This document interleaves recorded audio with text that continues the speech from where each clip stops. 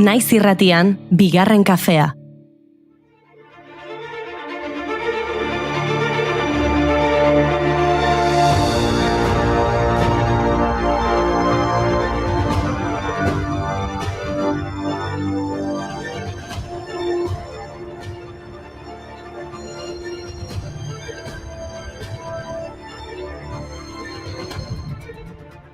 Egunon, iritsi gara urtarrileko azken ostiralera. Oraintxe Gabonetan geunden eta ia joan zaigu urteko lehen hilabetea. Hau da marka.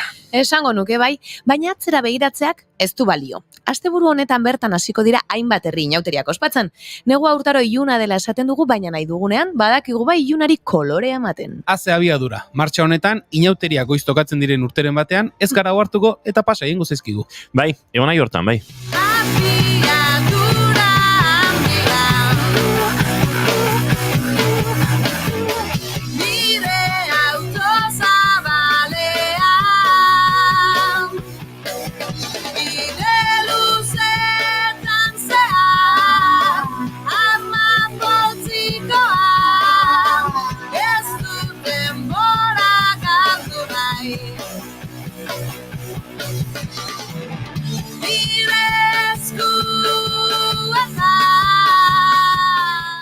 Tira, bizi hasi gara, baina lasaitu gaitezen apur bat eta arditzagun gauzak modu pausatuagoan. Garapenaren gurpil zoroak hartu duen abiadura ez da parte honekoa, eta gure buruari kalteak eragiteaz gain, ingurumenari ere kalte egiten ari gara. Gaurko egun egoki izan daiteke horretan azpimarra egiteko, izan ere ingurumenaren inguruko heziketaren mundu eguna da gaurkoa. Planetak dituen errekurtso naturalak zaintzeak duen garrantzia lehen lerrora ekarri nahi da. Etorkizuneko belaunaldiek ingurumenaz gozatzen jarraitu ahal izan dezaten. Zentzu horretan, norberak bere esku duena egitea ez dago soberan, baina kalteri gehien eragiten duten herrialdeek arazoaren aurrean erakusten duten jarrera epelak itxaropenerako zirrikitu gutxi uzten du bistan. Horren adibide dira, batzarra maiezinen ostean beraien buruei jarri eta sekula betetzen ez diren isurketak murrizteko helburuak. Pachamama, te veo tan triste, Pachamama, me pongo a llorar.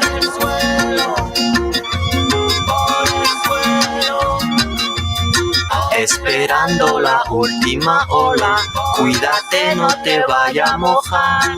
Escuchando la última rola, mamacita, te invito a bailar. Energia berden erabilera izan daiteke aurrez aipaturiko arazoa konponbidean jarri dezaken irtenbideetako bat. Bai, hain justu ere, gaur da, energia garbien nazioarteko eguna. 2009 ospatzen da, eta energia berritagarrietaranzko trantsizio globala sustatzea du helburu. Agortze bidean diren baliabide naturaletatik eratorritako energiak dira, energia garbi bezala ezagutzen direnak. Eguzki energia, energia eolikoa, energia hidroelektrikoa, geotermikoa eta biomasa dira energia mota horien adibidetako batzuk. Jasangarriak dira eta ingurumenari erregai fosilek baino kalte gutxiago eragiten diete.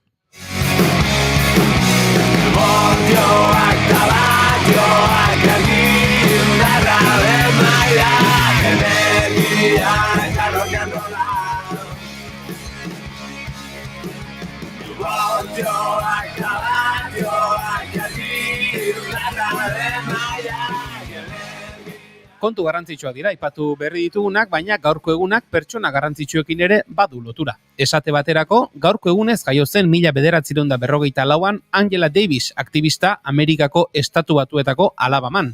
Beltzen eta emakumeen eskubide zibilen aldeko borrokan dihardu, pentsamendu eta diskurtso marxista ardatz hartuta. Kaliforniako Santa Cruz Unibertsitateko kontzientzia historia saileko irakasle izan da. Davis jaio zenean Estatu Batuetako hegoaldean arraza segregazio legeak inposatzen ziren. Umetatik ezagutu zuen beltzen kontrako indarkeria. Dynamite Hill esaten zioten haren auzoari. Ku Klux Klanek beltzen aurka egiten zituen erasoengatik. Lehen hezkuntzako ikasketak eskola segregatu batean egin zituen, 14 urterekin ikasketa beka bat eskuratu zuen eta bigarren hezkuntzako ikasketak egiteko New Yorkera joan zen. Hiri horretan garatu zuen bere kontzientzia politikoa. Sozialismoa deskubritu zuen, Robert Owenen eta manifestu komunistaren lanen bitartez.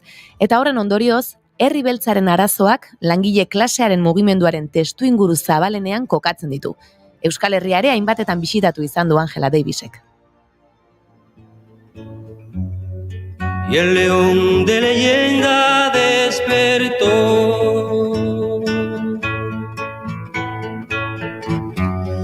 y su grito en la noche provocó nuevas voces, un nuevo color para este tiempo de dolor. Segidan aipatuko dugun gizonari asko zor diogu bai txirrindularitza zaleok eta baita ziklismoaren aitzakian lokuluska galantak egiten dituztenek ere. Pedal bizikleta ustez asmatu zuen Kirkpatrick Macmillan errementari eta asmatzailea gaurko egunez hiltzen 1878an. Ustez diogu bai. Izan ere, 1880ko hamarkadan, James Johnstonek egindako ikerketaren arabera, Macmillan izan zen pedaledun bizikleta asmatu zuena.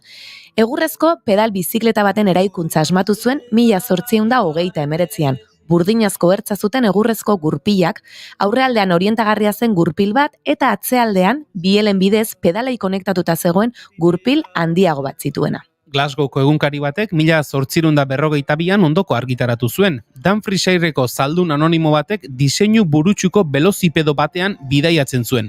Gorbalsen oinezko bat lurrera bota eta 5 txelin britainiarreko isuna jaso zuen istripu baten berri ere eman zuen egunkariak. Johnstonek zaldun hori bezala identifikatu zuen Macmillan. Hemendik gure eskerona jadirezi nahi diogu. Bicycle, bicycle, I want to ride my bicycle, bicycle, bicycle, I want to ride my bicycle, I want to ride my bike, I want to ride my bicycle, I want to ride it where I like. You say black, I say white. Ze julen, ez ezkizun ere bigarna hotxak gustatu. Bai, baino gar, zure hotxa zaindu beharren zaude. Batetik saio egin behar duzulako eta gero kantatu egin behar duzulako. Baita ere, hala. Zuk kantatu inigo, baina gaur gitarrista handi batek bere diskoaren aurkezpen kontzertua du, ezta? Bai, baina arek ere kantatuko du gitarra jotzeaz gaine, Ander Zubilagak itxasuan elurra lana orkesteko kontzertu eskainiko du, arratsaldeko 8 Tolosako Topikaretoan. Ba, gitarrista handi batek beste baten arrastoan jarriko gaitu. Gaur, 78 urte betetzen ditu Eddie Van Halenek. Askoren iritzez historiako gitarristarik onenetako bat denak. Ediren aita jazz musikaria zen eta Kaliforniara joan ziren bizitzera. Han sartu zitzaien Eddie eta Alex anaiei musikarako grina, eta jazzetik rockerako bidea eginda sortu zuten Van Halen taldea. Tapin bezala ezagutzen den gitarra jotzeko teknikaren sortzailetzat jotzen da Van Halen atzekin gitarra modu azkar eta arinean jotzeko teknika da Tapina, modu laburrean azaltzeko modua behintzat. Ba, zorionak Eddie eta zorte on gaur Ander. Kakapila!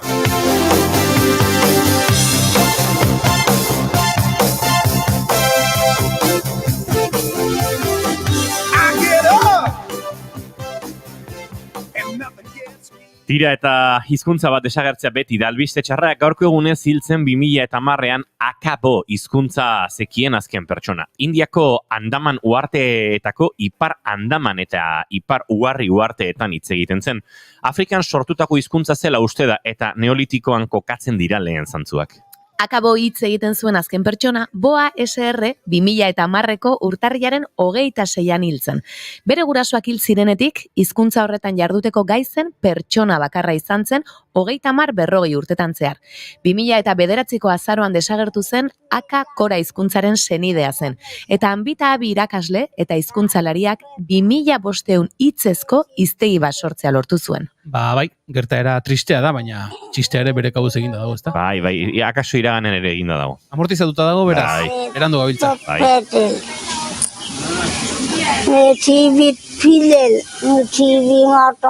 Bai, humoraren festivala ere gaur martxa.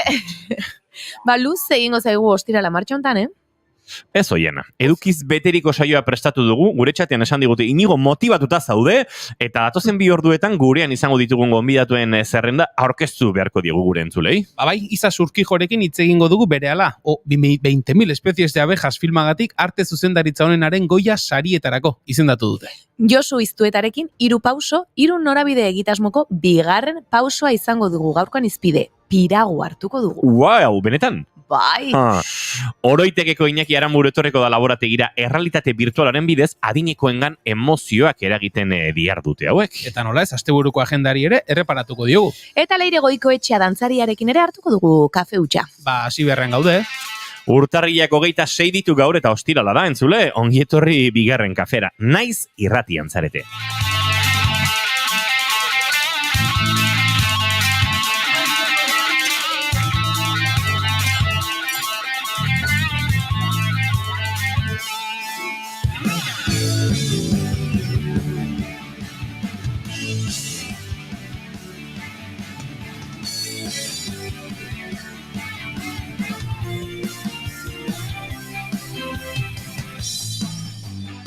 Eren egun 10koa jarri ziguten koreografian, oiana Julen eta Bioi, atzo 12koa jarri ziguten koreografian, Bueno. Mai Gorostiaga Pozo eta Bioi. Eta gaur, gure notaren zai gara hemen txatean, ongi dio Indiokerrek, baina zein da nota Indioker, zein da? Bai, entzule, batzuk bideoz ikusten gaituzte eta guk egunero dantza egiten dugu sintonia asterakoan. Egunero, 711 ez? Dantzan aritu gara gaur, ze bigarren kafea txartzen ari zaigu, Bai. 11,5 dio Indiokerrek. Hor txertxe, bilizate. Amabia mantzizuelako atzo, Ibili ez? gara esan nahi duzu, ezta? Bai, klaro. Zera, hemen profesionala nola noiana? Ni gaur urduri jarri naiz, irakasle aurrean nuen, eta Bai, irakaslearen bai. aurrean dantza egite hori... Nik ikusi etor, Julen aizala pixkat idazten, ez den konturatzen oian orain dantzatu inbardala, baina txek. Presioa Earkin sentitu Hemen dugu. ez da libratzere Ez jaiana. dago.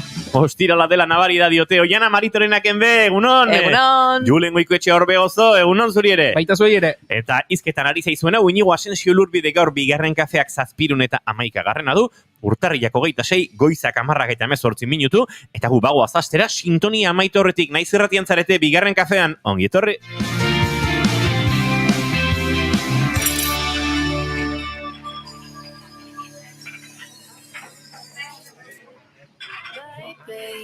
This is what you came for. Lightning strikes every time she moves. And everybody's watching her, but she's looking at you.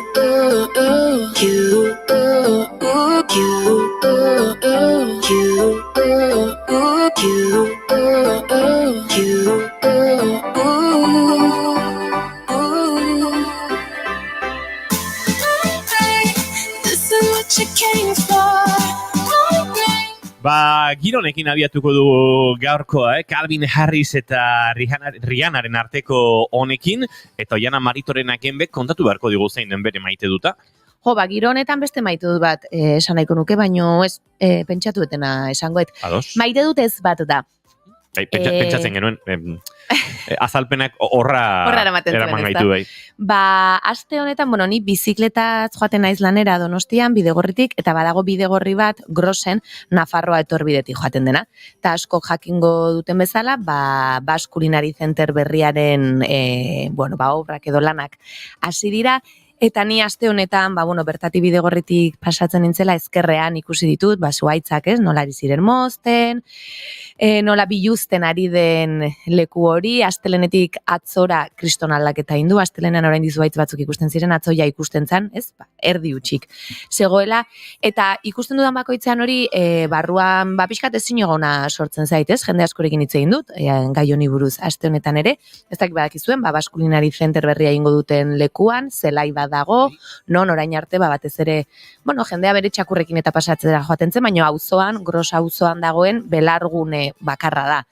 Eta lursail publiko bada, lursail publiko hori eman zaio Mondragon Unibertsitateari, Basque Culinary Center egin alizateko, 75 urteko lizentzia da baimen horietako bat da, baina diru publikoarekin egingo den eraikin bat gainera, eta uste dut eliteak ikasiko duen leku bat, edo bertan ikas dezaken jende gutxi egongo da, ez? Bezakizen bat 1.000 euroko ikastaroak eta egingo diren.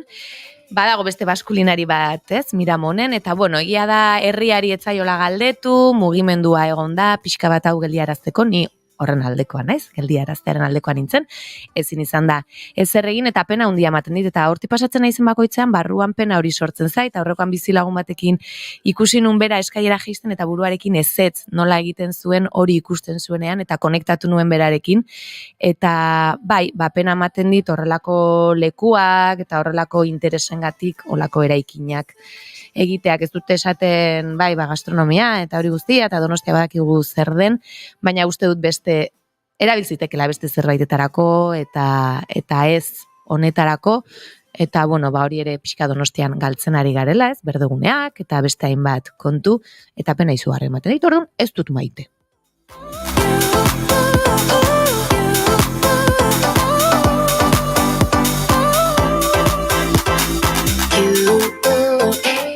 Julen Goikoetxe Arbegozo, zein da zure maite duta? Nik ere maite dut ez badaukat, ostiraleko, bai, atzo hartu nintzen, gure herrian, alegian, Kutxabank banketxeak badu, bulego bat, eta orain arte, bulegoaren kanpokaldean, hau da, bulego barrura sartu beharri gabe, zegoen kutxazain bat, horrela paretetan sartuta egoten diren hoietakoa, eta gero, bulegoaren barruan, nolabait ere, bulegoetatik kanpoan espazio horretan, beste makina pare bat daude. Eta bulego barruan dauden hoiek, gauean 10 aldera edo, automatikoki pertsiana jaitsi egiten da, eta, kanpoan, paretean dagoen hori zen, nolabait ere 24 orduz, diru ateratzeko edo aukera ematen zuena. Eta zer da, eta ez dago, kendu egin dute. Atzo arratsaldean, lagun batekin, eta kajeroa santzidan, eta begiratu genuen, eta egia da, tapiatuta dago, adreiluz jarri dute, eta kajeroa falta da. Orain, ikusi behar dena da, ez dakidana da, barruan dagoen kajero hori 24 orduz irikita egongo den edo ez, harrituko nintzateke. Horrelako leku bat 24 orduan irikita egotea, eta orduan, ez dakit ikusi beharko da, zer gertatzen den, baina 24 orduz zerbitzu eskaintzen zuen kutxazaina kendu digute, eta ez dakit. Gauza badaba, no? Bat duzu egunean zer orduan diru ateratzeko, baina gau ez dirua behar baduzu, edo unere jakin batean behar baduzu, ez dakit zein izango den plana, baina akaso inguruko herriren batera Tolosara etorri beharko dugu diru ateratzera, eta hori uste dut aurrera pauso izan beharren, atzera pausoa gehiago dela. Gustore egingo nuke txistea, eta esan, hiriburura etorriko zarete, eta horrelako kontuak, baina ez dauka graziarik, eta ulertzen dut zure zein egon, eta malaletxe hori bai. Horiek alderik urra utziko dugu, zer egingo duten barrukoarekin, baina orain arte egiten zutena da, behareatzi terdiak 10 aldera, pertsiana bakar egisten zen, beraz, ikusiko dugu. Eta barron harrapatze bat zaitu? Gau pasa. Begira, egia. Ardizkantzitako jo bazara eta ez dizu sinisten, oean zaren lanik ez dakitzer, zurekin ez banoa ni ez naizela ezer. Nik badute maite dute eta maite dute za.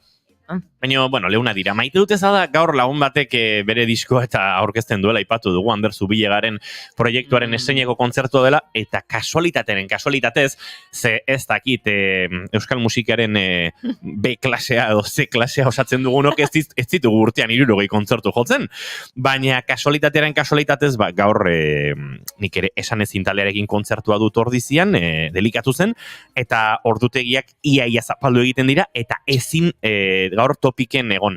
Eta, badaukat, jakin nuenean pena pixete mantzia, baina urbiltzen joan denean pena gehiago ematen dit, gaur Ander Zubilega ezin ikustea, eta orduan hori da nire maite duta. Maite duta berriz, hori da maite dut eza. Eza, ezin joatea, kontzertura.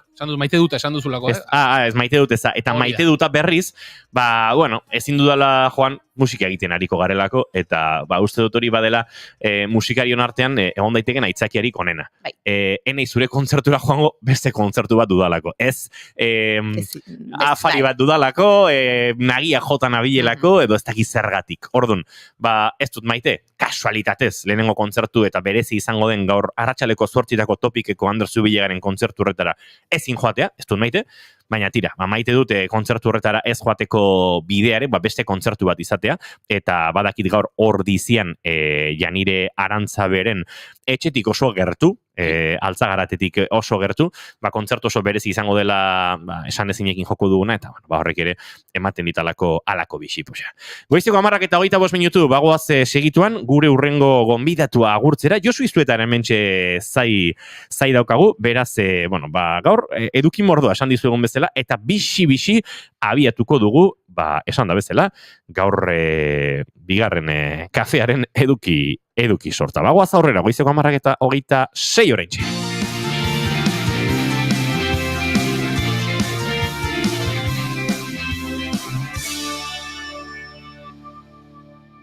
Bigarrenak ez direlako beti okerragoak, bigarren kafea.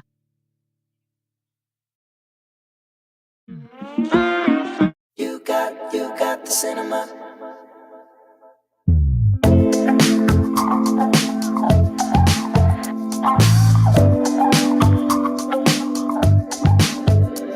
It's you. And I'm not getting over it. Darling, is it cool? From stopping when it comes to this. guess we're in time. If you're getting yourself well to me. Tira gure lehenengo gonbidatu aurkeztu behar dugu eta bide luzea daraman pelikula bati lotuta gainera. 20.000 especies de abejas Esti Urresolaren pelikulak ia urtebete izango da, martxoan gertatu zena, urtebetera doa, esango dugu, Berlinalen danbatekoa eman zuen, zinemak iritsi ziren ondoren, aretoak, eta, pelikulak ala arrakasta potolo eta kritikaren eta goxotasun hori jasostean, Donostiako zinemaldian aritzeak nolabait bizi berritu zuen. Orduan ere Esti Urresolarekin aritu ginen, aurrez aurre kursalean luze eta lasai, eta esan da bezala, orain betetzera bidean doala, edo otsailaren 10ean, urtebetetzetik gertuago egongo dela, Goya sariek berriro jarri dute olatu aparrean Euskal Herrian ekoitzitako pelikula arrakastatsuenetakoa.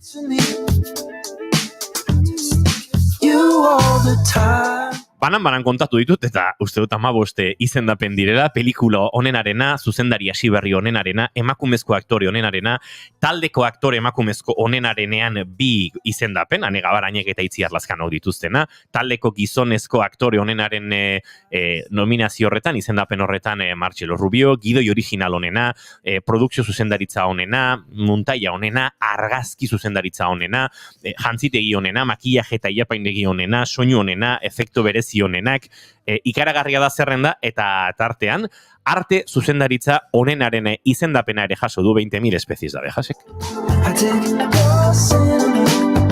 Eta arte zuzendaritzaren izendapen horren atzean telefonoaren bestaldean dugun emakumea, Izaskun Urkijo, egunon eta ongitorri bigarren kafera.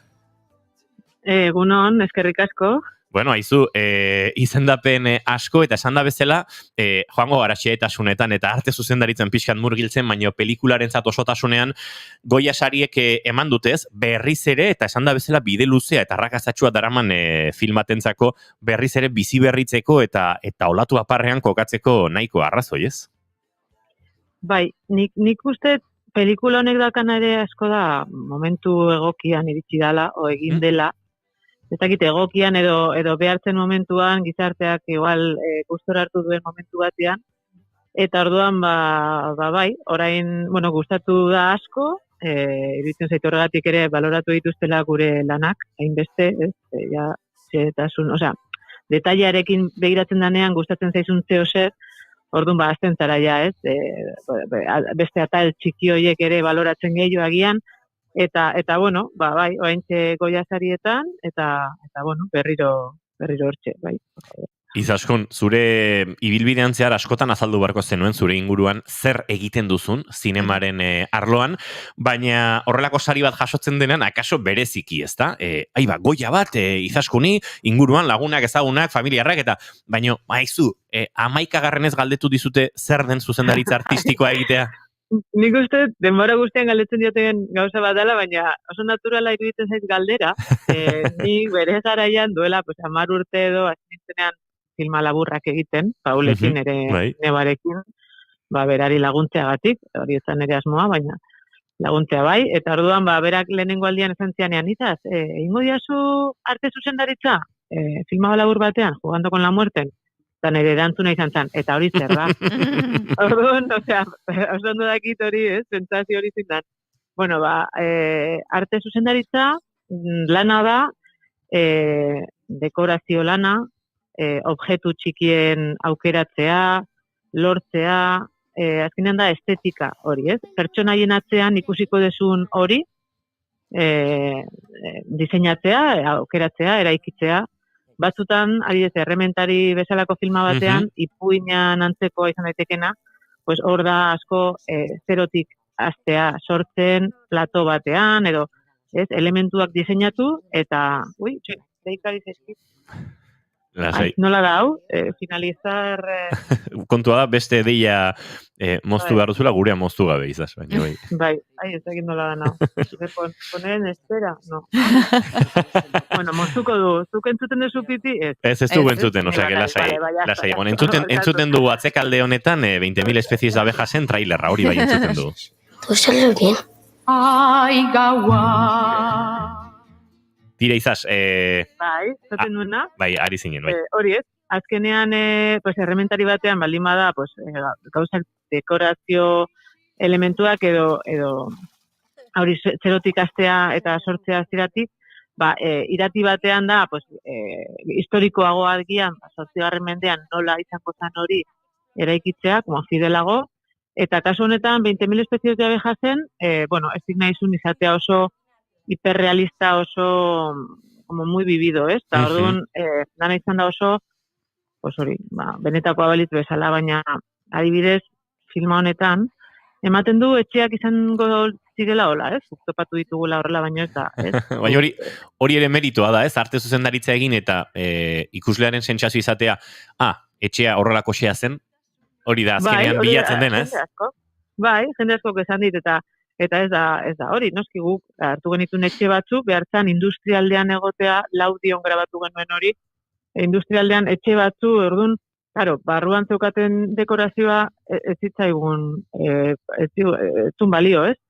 Guk behar genuen adibidez amarentzako, ez? Amona dana, horrek izatea etxe bat, pues, nahiko elegantea, klase media alta, ez pixat hori eskultorearen emaztea, baina hitze bada, naturan gehiago kontaktu dakana, orduan, incluso pixka maskulinoago izan ziteken, bueno, gauza detaile guzti horiek, tailerra, o apiterapia, tailer hori ere bai, horiek danak dira espazio batzuk, danak ustu ditugunak hasieratik, osea, guztiz, eta gero, pues, binilatu ditugu leioak, markoak, irudikatzeko egurrezkoak direla, baino ez dira, o lurra ere adibidez, pues, gezurrezko lurra jarri dugu egurrezkoa balitu bezala, eta gero ja amueblatu, papelatu, margotu, eta azkeneko elementura arte, horiek danak dira nere lana, horiek aukeratzea, erabakitzea, diseinatzea.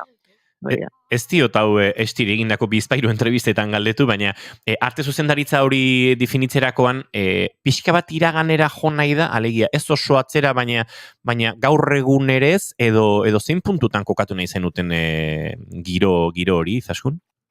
Bueno, izan zitekeen. Ez dago zehaztuta berez, baino bai, azkeneko markadan. Hori da. Bai, ez dago markatuta.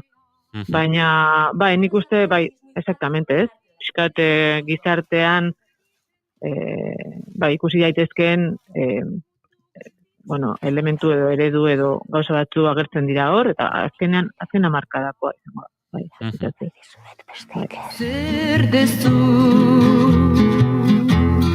Zer dezu isiltasune.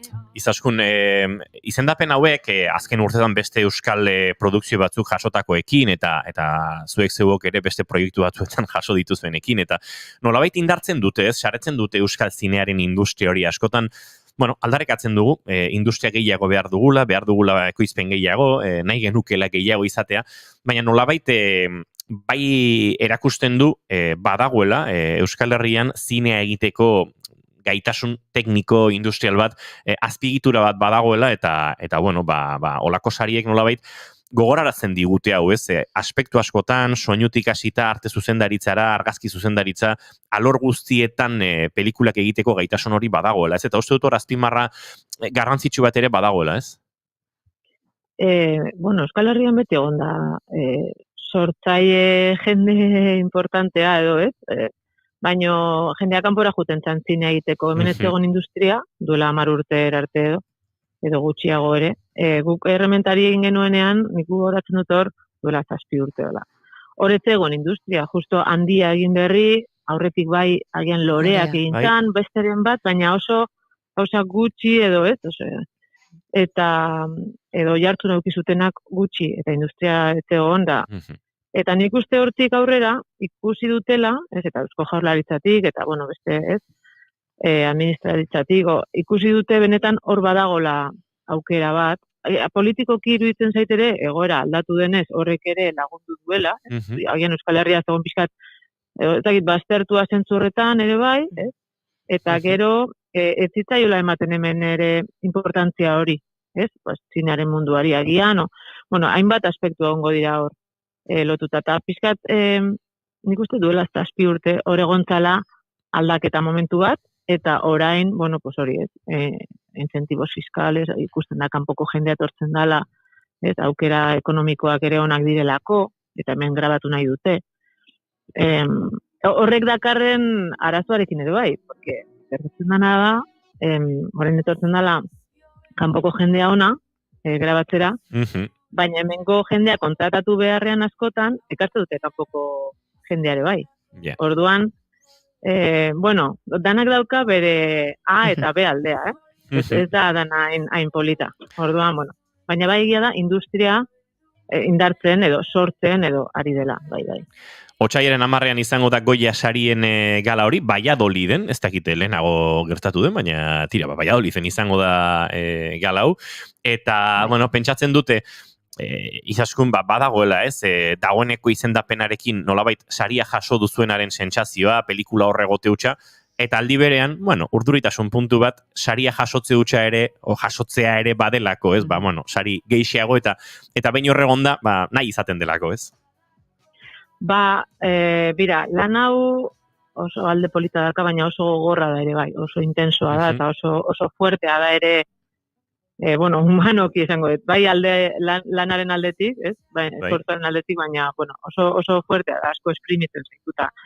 Eta niretzako lehen zan como, festa horiek, edo ospaketa horiek, pixka friboloak eta ikusten ditu, no, como ez errealak, baina orain, bueno, hau da, ospatzeko, gure lana ospatzeko momentu bat, incluso apaintzeko edo mozorrotzeko ere, ez, pixkat, bueno, ospatzeko gauza bat, orduan nik, jaso nuenean, bueno, mezua nominatuta nengoela, egia esan enun espero, para nada, eta Madrilen nengoen momentu horretan, eta, en fin, justo jende guztia zizitzaidan deika eta mezuak bidatzen da, ez gertatzen da.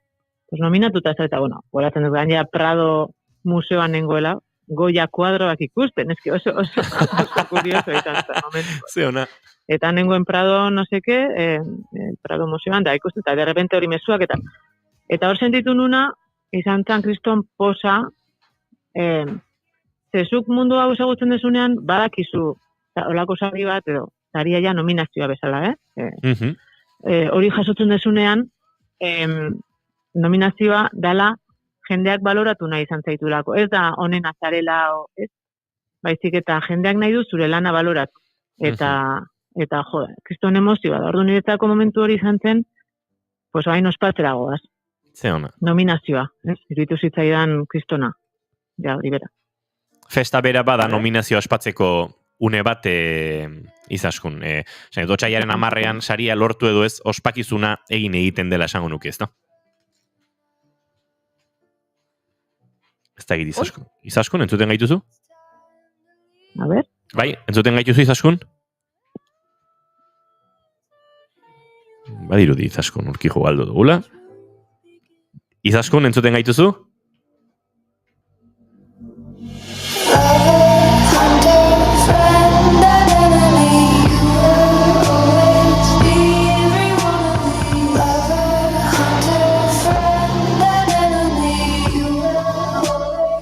Bai, Izaskun urkijo uste dut orain entzuten gaituzula, ez da? Bai. Tira, lasai, azken galdera eta utziko zaitugu lasai, baina esaten nuen, bueno, Otsaiaren 10eko gala hori bada, festa bat, eta esaten izuna da, bueno, pixkat esan diguzunaren arira ulertzen dudala, sari hori jaso edo ez Otsaiaren 10ean ospatu egiten dela, ez? Bertan egotea eta aipatu duzun errekonozimendu hori, jaso izana, sari azkenean zure izan edo ez? Bai, esaten una, azkenean momentu hori iristen danean nominatuta zaudela jakiten desunean da, jendeak baloratu nahi izan dulako zure lana eta kriston posa da. Bueno, zure esfortzua, ez, baloratu nahi izan dela eta zure lana, eta ja hor nik sentitzen una zan ospatu nahi nulan, ere jendearekin, ere familia eta lagunekin, eta hori ari naiz egiten. Gero, de hecho, lan dezente torri zait hortik, urtarrila hasi naiz tope lanean, eta bueno, netzako hori da gauzarik onena, nominazioarekin ere azkenean jende asko ezagutzen duzu, porque, bueno, elkartzen zaituzte nominatu guztiak ere ezagutzeko elkar, eta Madrilen, eta, bueno, gaudi sarietan ere nominatuta nago, Katalunian, eta hor ere bai, jungara Barcelonara, jende asko ezagutzen duzu, eta ja hori, oso ona da, ja, netzako nominatuta egotea da saritik onena, porque gero ja, beste sari hori irabaztea, bueno, en fin, hori gertatzen bada, pues gustora hartuko dugu, baina, bueno, en fin, nominatuta egotea ja kriston saria da. Ba, Izaskun Urkijo, zorionak, aitzatespen hau, errekonozimendu hau izan dadila indar, lan egiten jarraitzeko, eta gure txikian hemendik zinea maite dugunok, eta euskal zinea maite dugunon aldetik ere, jarraitu gogor pelikulak egiten, eta lan gogorra bada ere, jakizu askok ere eskertu egiten dugula, egiten duzuen lan hori, eta zinearen alor guztietan egiten duzuen lan hori, beraz, segi gogor eta gozatu sarien giro hau eta errekonozimenduen giro hau ere indar horri zinean aplikatzeko gero. Hori da, ospatuko dugu hori da ingo duguna, eta bueno, lanearekin aurrera. Zaindu asko, Izaskun Urkijo, esarka handi bat. Vale, berdin, aio.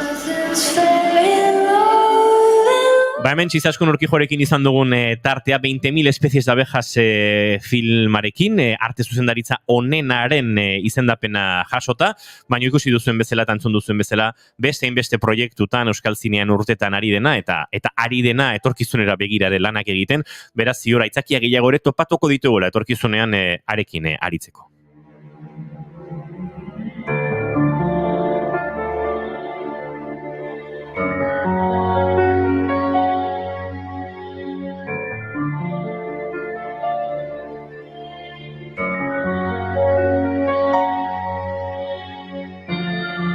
Goizeko 10:43 minutu, ez dakit zineaz hitz egingo dugun, baina hitz egingo dugun bidaia honek pelikula bat egiteko nahiko aitzaki ere emango zituen, eta tira, laizter Josu Izuetarekin 3 pauso eta 3 norabide, 3 pauso, 3 norabide, bidaiaren, travesiaren, esperientziaren inguruan jarraituko dugu, hementxe naiz irratian, bigarren kafean.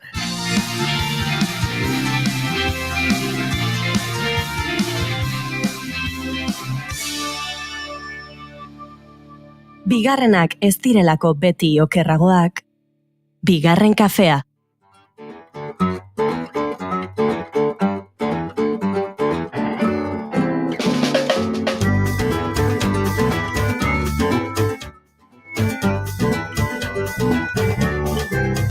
Josu Izueta, egunon eta ongi etorri bigarren kafera? Kaixo, egunon. Bueno, adi entzuten ari zen Josu, badago pertsona batzuengan guztiaren entusiasta izatearen doai hori, eta uste dut zuri gauza asko interesatzen zaizkizula, eta hortxe arte zuzendaritzaren inguruan ari ginen, eta gustora ari zinela entzuten. Niri normalean tokatzen zait, igual zuzendari artistikori bereztan lekuetan ibiltzen, naturan, ez? Berezo dauden lekuetan, baino, bai, ageta zentzun dut, zeren, bueno, kuriosidadea da, anekdota besterik ez da, baino, duela 5 urte Woody Allenen pelikula bat egin zuten Donostian, eta Agorregiko parketxean pintore baten etxea prestatu zen, eta Bartzelonako lagun bate ditu zean, ea presnengoen, egun batean laguntza juteko, lanea juteko, eta ganaitu ginen gezurretazko lehioak eta ateak eta disimulatzen. Arte zuzendaritzan ere ibilitako, azarazu? Bueno, arte zuzendari laguntzaile. Pintxe. Zuzendariaren laguntzailearen pintxe.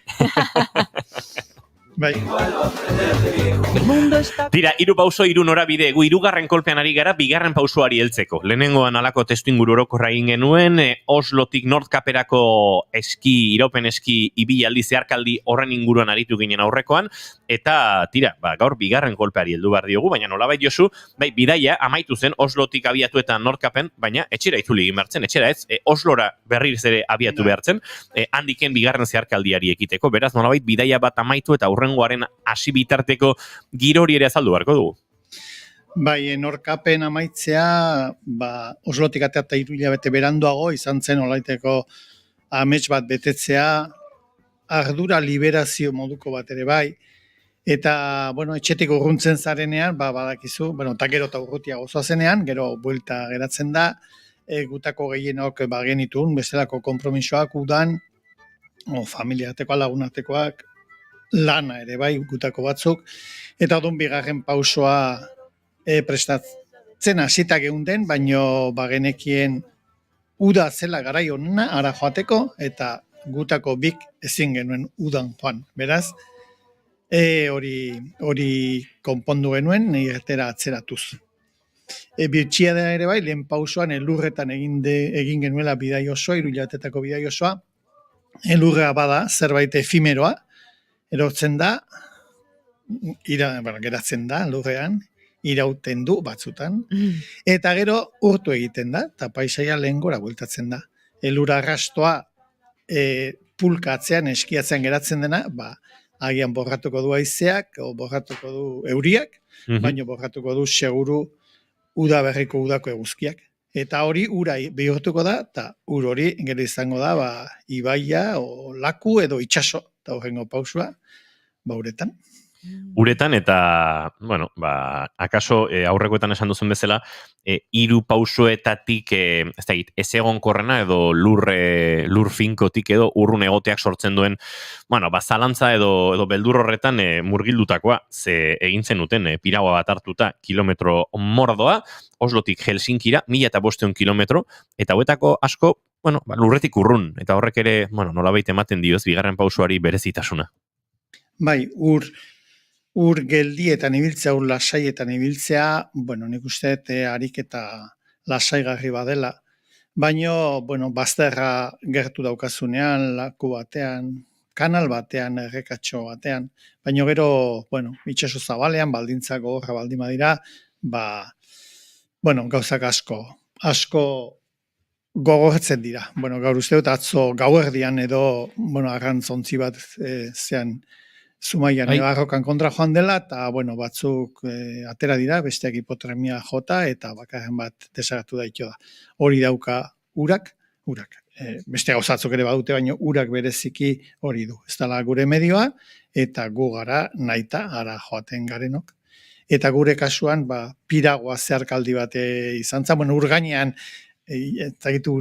urgainean dauden gauza asko daude, itxasontzi handiak, txikiagoak, eta gero guk aipatuko duguna da piragua berez itxas piragua formakoa da, guk erabilitakoa, berez inuitek edo eskimalek eta erabilizan dutena itxasoan, noski materialak plastikozkoa dira gaur egungoak, inuitenak larruzkoak eta zurrez egindakoak ziren, eta entzuleak bere iztu ditzan, zerdan kanoa bat eta piragua batean piraguista edo eserita doa, eta arraun bat karrarekin, da arraun horre dauzka, 2 pala, bat eskuinean, da beste azkarrean, eta eserita dagoa. Eta kanoa batean, arraularia eserita jungo da, eta dauka pala bat, arraun bat pala batekin, da batzutan ezkarretik, edo estan eskubitik arraun egingo du.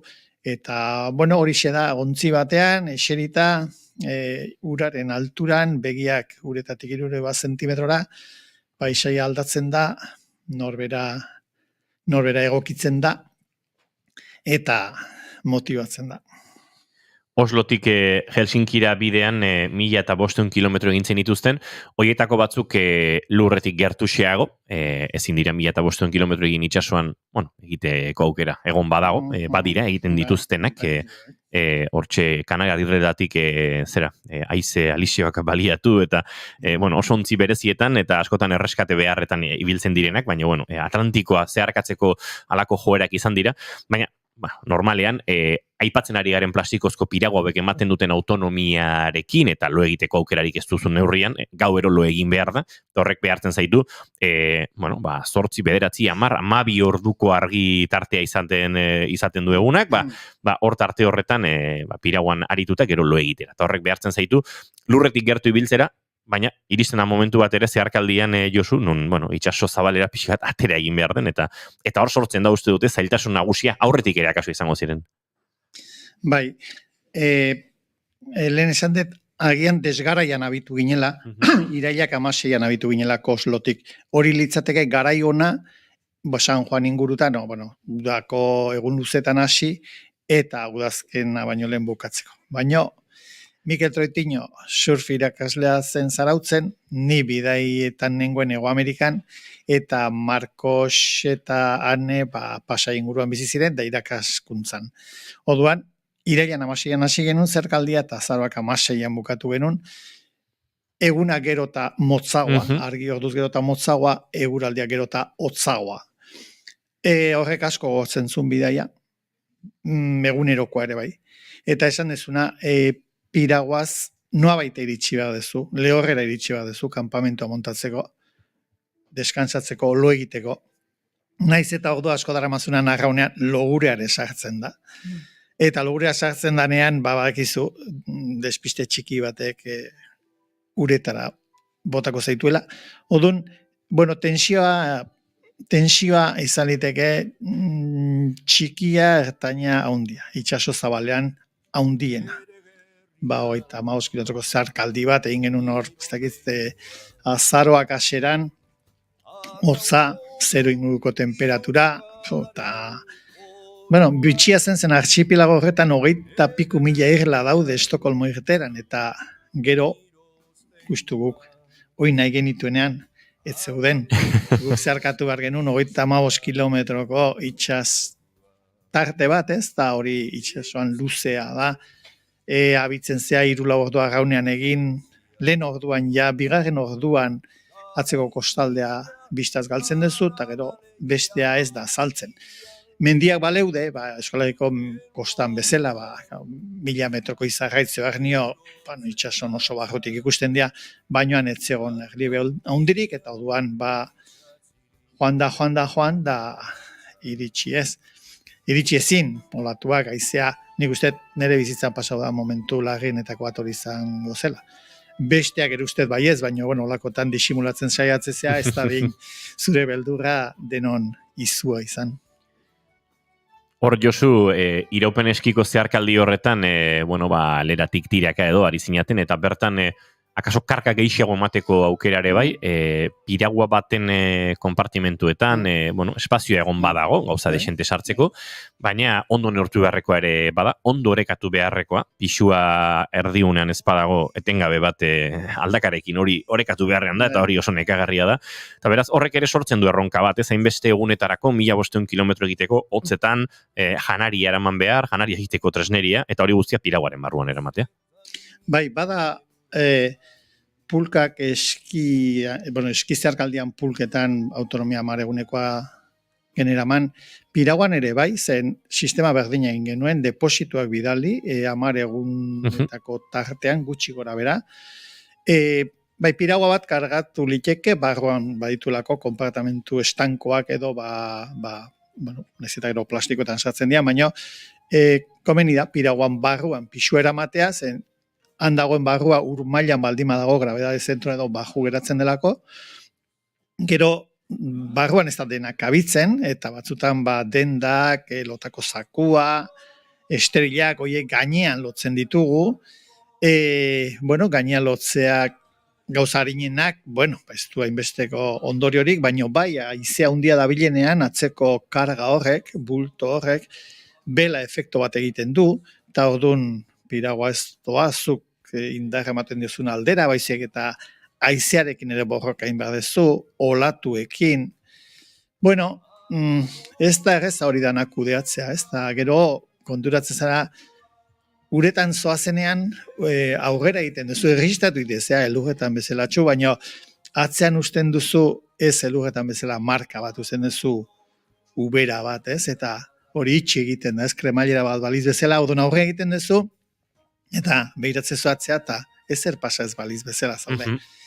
Laguna dituzu inguruan, eta horre babesa ematen dizu, baina ez erabateko segurantzia.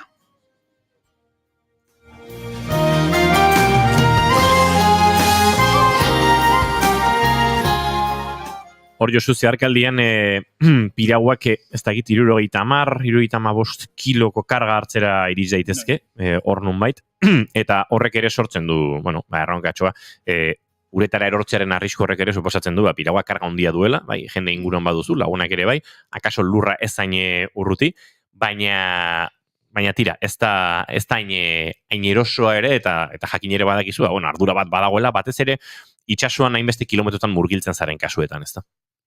Bai, deno daukagu oso ilusionatuak eta oso motivatuak gaudenean autoen gainorako joera, ez? Mendian ere irristatzen bazea 40 gradutan edo elurra gogorra baldima dago eta pioletakin espazial emiziko 5 metrotan geratzen bazoaz goiti beraino, ez? Itxasuan ere berdin, itxaspiragua huts batekin eskimotatzea zaila izan liteke, trastea gainean baldin badarmazu, gu bezalako teknikarekin mintzat ezinezkoa.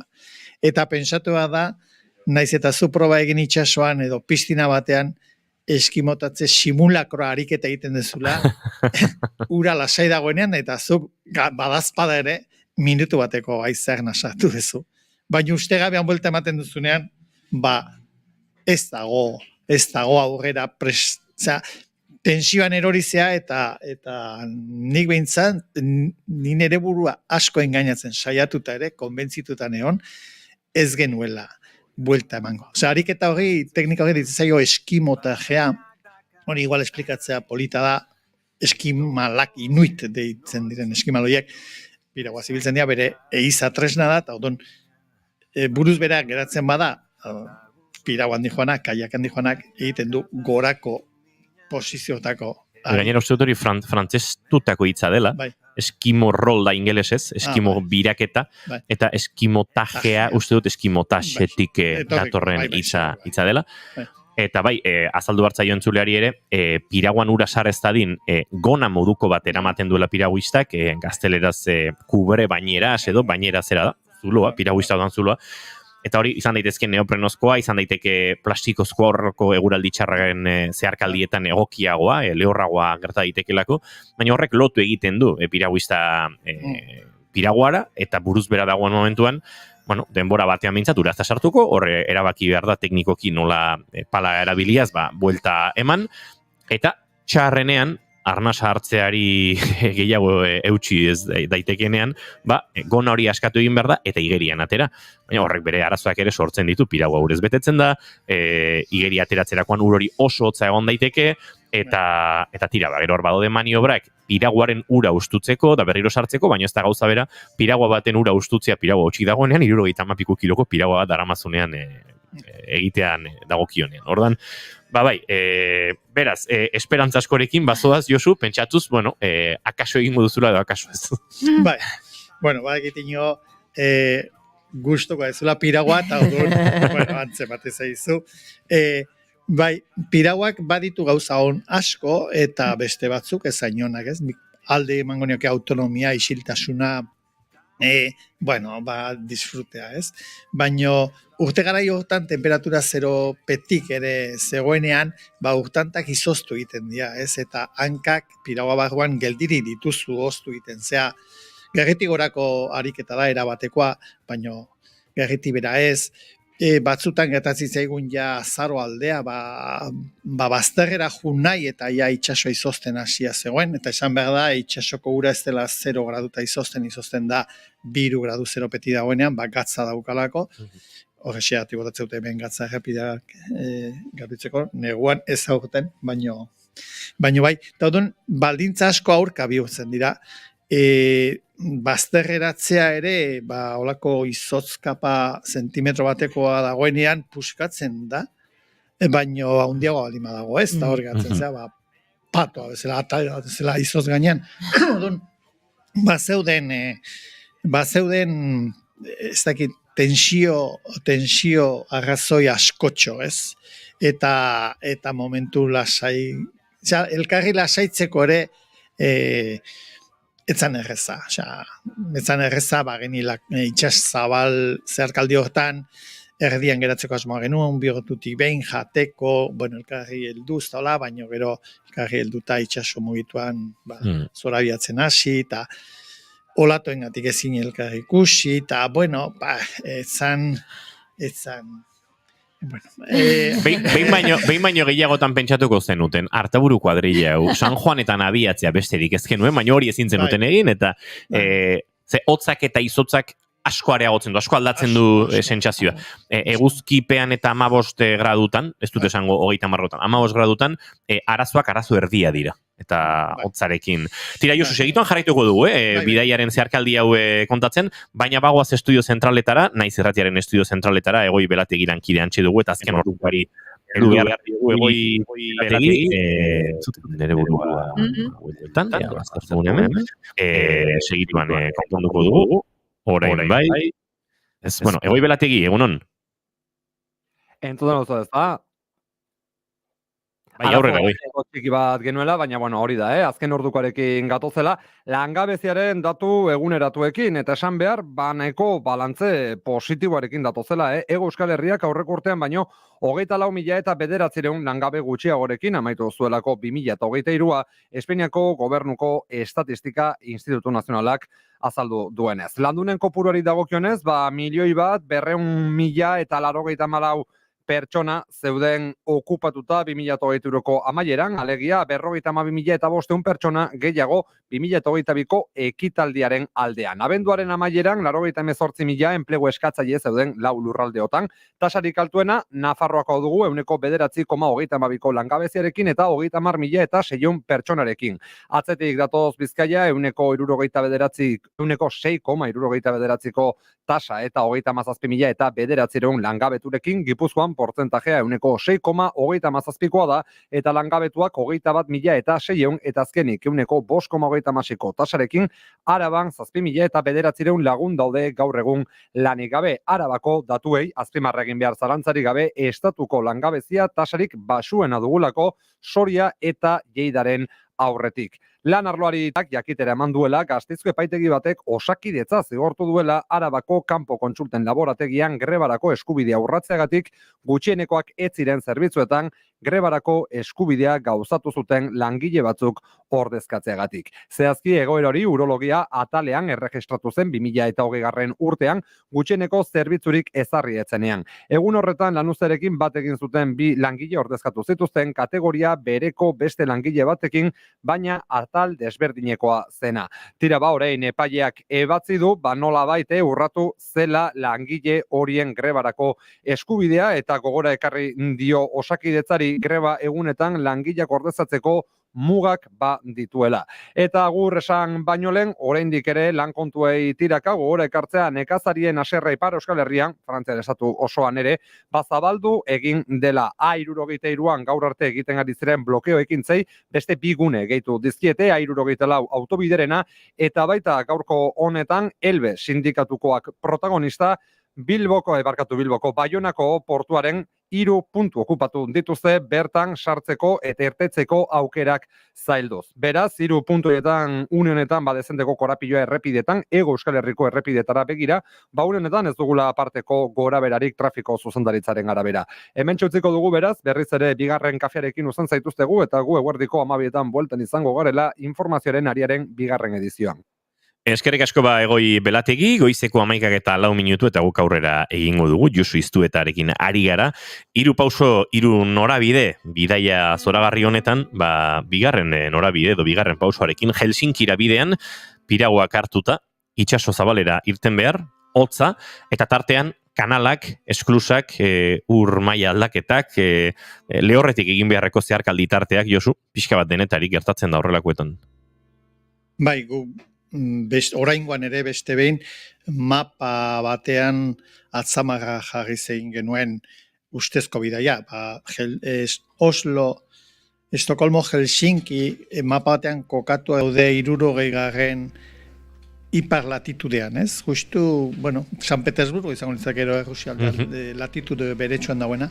Hori niteke itsasbazterretik dana, gero Baltikoa gurutzatu bada noski, baina guk egin genuen Oslotik Goteborretik Gota Alp ibaietik barnekaldea egin, Suedian 2 laku haundi badaude, haundi baino oso haundi. Oso haundi bai. Eta gero beste kanal batzutatik Estokolmoa atera ginen, gero Baltikokoago Estokolmoko archipelagoa, gero Helsinkiko Turku ondoko beste 7.000 archipelagoa, eta gero Helsinki. Lakoietako batean, zehazki izan genuen arazo desentea, ze ez genuen olatu handirik espero, laku batean, inoiz ez ditu olatuak espero, baino, lakoa zituen zabalean 15 kilometro, eta iparetik egora 100 kilometro. Haizea baldimato lehorretik esan nahi dut, punturik estuenean, haizeari ez dio olatu altuak egiteko denboraik ematen.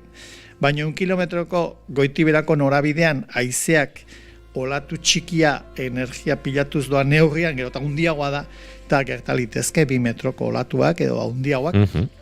Eta espero ez genuen lekuan, hori suertatu zitzaigun, eta atzera egin genuen, lehenbiziko egunean, lakua zeharkatzea egin joazenean, ikusi nuen, hau ez da guk espero genuena, hauek ez dira baldintza egokiak eta atzera egin genuen, eta ustet asmatu genuela. Hor Josu gainera gertatzen ez, itsaso zabalean olatua dagoenean, olatu horrek 2 metro izan da ere, olatuaren frekuentzia maiztasuna nahiko motela da, eta bueno, olatuaren gainetik ez da erosoa, baina bazoaz aurrera, baina izeak olatua sortzen duenean maiztasuna ere oso handi izan daiteke, eta beraz olatu kolpeka ezinean egoteko, ez? Baita, saietxetik baldin badatoz gainera, gehiago, aurrez aurratzen baituzu, gora bera ingo ezu,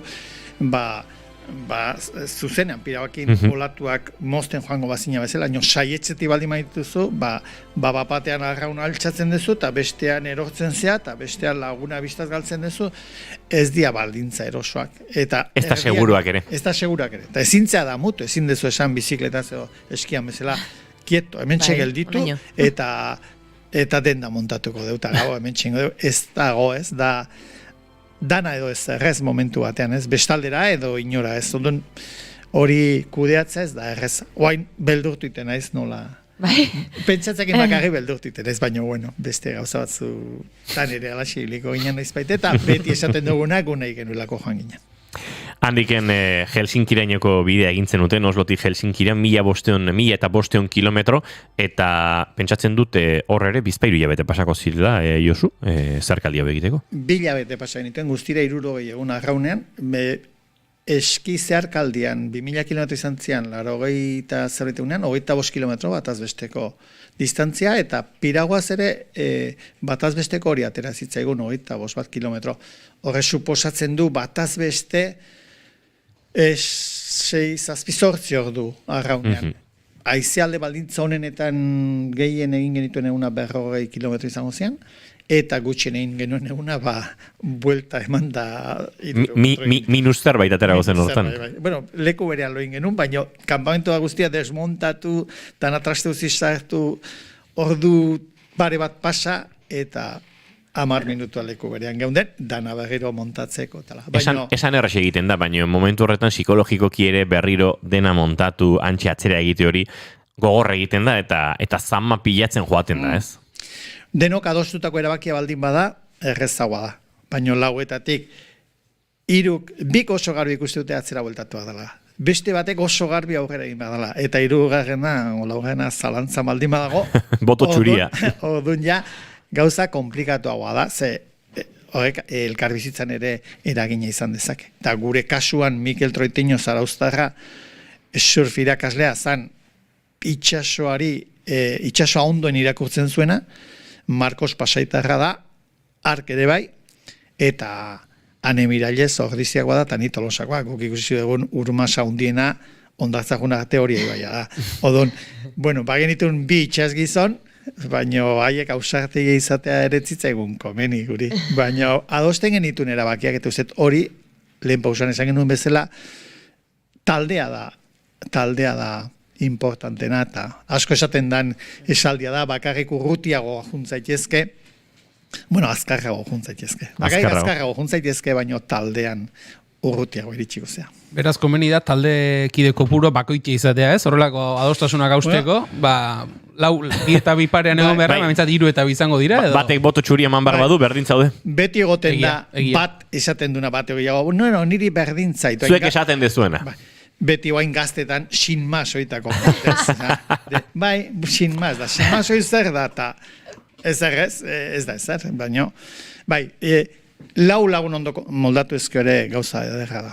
Motz geratzen da bakarra, 2 itxasuan ere bai, 3 ondo, eta zenbaki egokia lau izan liteke. Jo ziztu eta uste dute ondo bidean, datorren ostiralean 3. pauso hori helduko diogula, egia esan niri 30.000 galdera sortatzen zaizkit zeharkaldi bakoitzari dagokionez. Baina olatu entzun diozu, ezta? Garbi geratu zaizu, ezta? Olatuak hor 2 metrokoa, garriskua, eta hori barneratu diozu, ezta? Baina hori berdin. Gustatzen. Kontua da gero jakin egin behar dela, nuntzauden, urrun, gertu, bakarrik, lagunekin, irratia daramazun, irrati laguntza jaso dezakezun, edo ez. Bueno, gauza asko daude hortartean. Ni txorak egiten enak ibiltzen julen. Oin bai, itxasok irratian ondaukadan orain txestakit eta laizter banoa itxasora, baina topatuko dutzula sei. Vale. Kezkauta da bil, Josu, julen ere piraua zaletasunekin. Bai, zer du, gutiko asmo isilien bat. Burutazio okerrak sortzen zaizkio, eta aldi hemen kontatu egiten dit, nik esaten diot, kontatzez baditu, lasai, baina kontatzen dituenean ja urduri jartzen naiz. Bueno, juna horretik kontatzen baitu, eta etorritakoan ere kontatzen kontatu ditzala, etorrita gero. Olako gauza beste batek kontatzen dituenean izaten da. Hori da. Josu iztu eta datorren ostirali arte. Vale, agura. Izan ondo.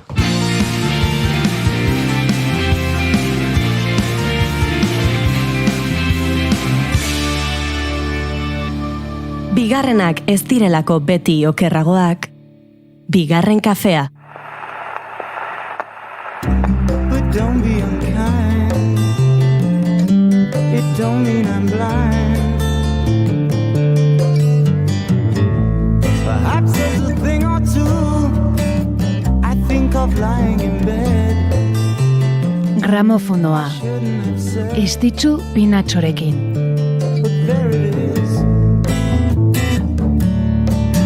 Keith Emerson ekarri nahi izan dugu gaur gramofonora.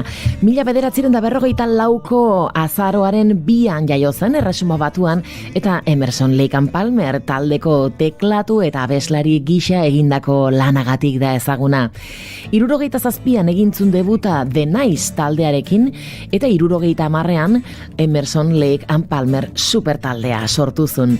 Rock sinfonikoaren erakusle nagusiak izan zirenak. Taldea 78an banandu zen, 82an bueltatu, azkenik 88an berriro ere desegiteko. Mino joan etorriak gora bera Emersonek taldearekin ondare musikal ikaragarria utzi zuen. Tragikoki, bere eskuineko eskuko nerbio bateko gaitz baten ondorioz depresio sakonean sartu zen, bibeatz ezin mugitzea eragintziona, eta nonbait ezin izan zion egoerari aurre egin, eta bere buruaz bertze egintzun 2016ko martxoaren 10ean buruan tiro bat emanda Keith Emersonek. From the beginning.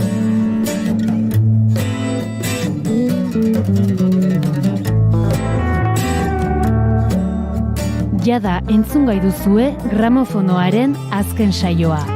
Gure webgunean eta podcast plataformetan.